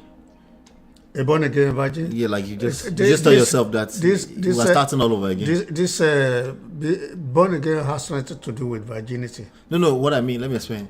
Like you've been there, you've eaten the forbidden fruit, but you chose now to become abstinence. You don't want to touch that area until you become married again. Yeah, but I will, like, even though you have been there before, but again you are met somebody right now or something. They should preserve themselves, is what you're saying. Well, just make sure that look, yes, number one, transparency. Don't hide anything from the other person. Don't tell them you're a born again virgin. Don't tell them that you're a virgin instead Don't- of a don't- born again. don't- Just but- say you're a born but again as virgin. no, don't even use all those words. Okay, daddy. No, don't use all those words. All you have to do is just let them know. Look, yes, I live a life like this before, Right. but right now I'm preserving myself. And Come, that's- Tifa, come. Sorry, sorry. At this moment, please, Okay. I'm not ready to do anything. Right. You preserve yourself, Yeah, be quiet. We're on the So- show. Be quiet. It's okay. so you have to make sure that don't make yourself cheap. Okay, go tell to me. Sorry, daddy. Don't make yourself look cheap to the extent that a lot of men are out there today just to use you and throw you down and go away. Right. So that is why I believe So that. so take your So time anybody- so that they can relieve. Anybody, so they can relieve themselves. anybody who wants to marry you, Yep. be in courtship with the person for life. Know who the person is. Know that the person is not hiding anything from you, and don't hide anything from Transparency. them. Right. Because at the end of the day, things that you are hiding will be the thing that will cause divorce. Yeah. Let the person know who you are. The life you lived before, you don't have to hide it. If he's going to love you, he's going to love you. If Yeah, he's going to that's marry a you, he's fact. going to marry you. I agree with that. If they are going to love you and your past, okay? Yes. They will love you and your past. And I agree with the purity part. Not particularly virginity, but pure. No, you just remain pure. Remain pure. And if you are still a virgin and you are meeting somebody, Yeah, right. you can preserve yourself too. If you want to preserve yourself too that way, that's fine too. And wherever you are, they will love you for that. I think and, that's and if anybody tells you one lie, if Let they me tell do you, one lie. it's going to give you another. It's going to tell you another lie. If it is only you that you are able to find out about that thing, Right. that probably the person has been hiding or Other telling things. lie, or today he say he's going there, it's not there. Today he says he's coming Right. here and it's not there. That's a That sign. person is a sign that That's a sign. Toby Atraj said the movie is called 50-50. It's here on YouTube. Is there an actual movie? Please share the link with me in WhatsApp. Thank you. Natu, we're rounding up. We're done. Natu says Lola kind of looks like daddy. And then Chidima says, you see any Bini Lenny Joe, now they happy. The person we born person, that person look like Are you happy now? Natu, that's true. I looked again. I just saw that. Okay, I'll tell Lola you said that. I'm sure she'll be happy. Ola, stop interrupting that. I promise I will next time. I agree. Close your legs. They agree with each other. He said close your legs. So I want to say thank you. Shout out to everybody that came here today. I want to say shout out to D and Tammy, the sponsors of the show. I appreciate you. Tammy, good to see you. And D, Tammy, please make sure you say something in the chat. I know you've been here, like you said. Shout out to Adaya too. I know you've been here. Please always say something in the chat. I don't know. I just want to know that you guys are here with me. And let me see. I think we addressed all of it. I just want to make sure that we addressed all your questions. We did. And no worries. I will create time again. It's a Yoruba movie. Yeah, okay. He loves Yoruba movies, right? Yeah, it's mommy. Yoruba movie. Once in a while, you sleep indoors. I'm easy to sleep. Yes, it can take me 3 days to finish one movie. Right. So there's so much more that we didn't talk about. There's so much more. Obviously, a 70 years old life. There's got to be a lot more. But I think we did some justice today. So no, I will try to bring him back again, and I'm glad also that we covered some of the stuff that we've been covering. You just kind of like bring it in full circle when you hear it coming from a seasoned person. And I also wanted to let you know that it's not everybody from that generation that's wayward thinking or lack wisdom, or everything is about culture without paying attention to people they're talking to. I have, in addition to my father, there are many examples that I know. Maybe it's because I surround myself with those kind of people too. I have a second father here, Dr. Falkenlady. If I have a sit down and in fact, that idea just came to me now. If I have a sit down with him, because he writes books too, I'll bring him, come and promote some of his books too. If I have a sit down with him, okay, he has wisdom for decades. They've been best friends since I was born, basically. So somebody, they also thank you, Daddy. They also thank you. You're welcome. Yeah. All right. Hopefully, I'm going to round it up right there. We did about 3 hours. I thought it was going to be 2 hours, but there was no way to do it. Hopefully, you've been enlightened and educated. Okay. We're going to have a show tomorrow. I promise. I got something hot coming tomorrow. Okay. 5 p.m. Eastern Standard Time. I will drop some videos before then too. Make sure you are engaged. All right. Hit that like button on your way out if you haven't done so yet. Okay. Hopefully you've been enlightened and educated. I'll see you on the next one. And peace.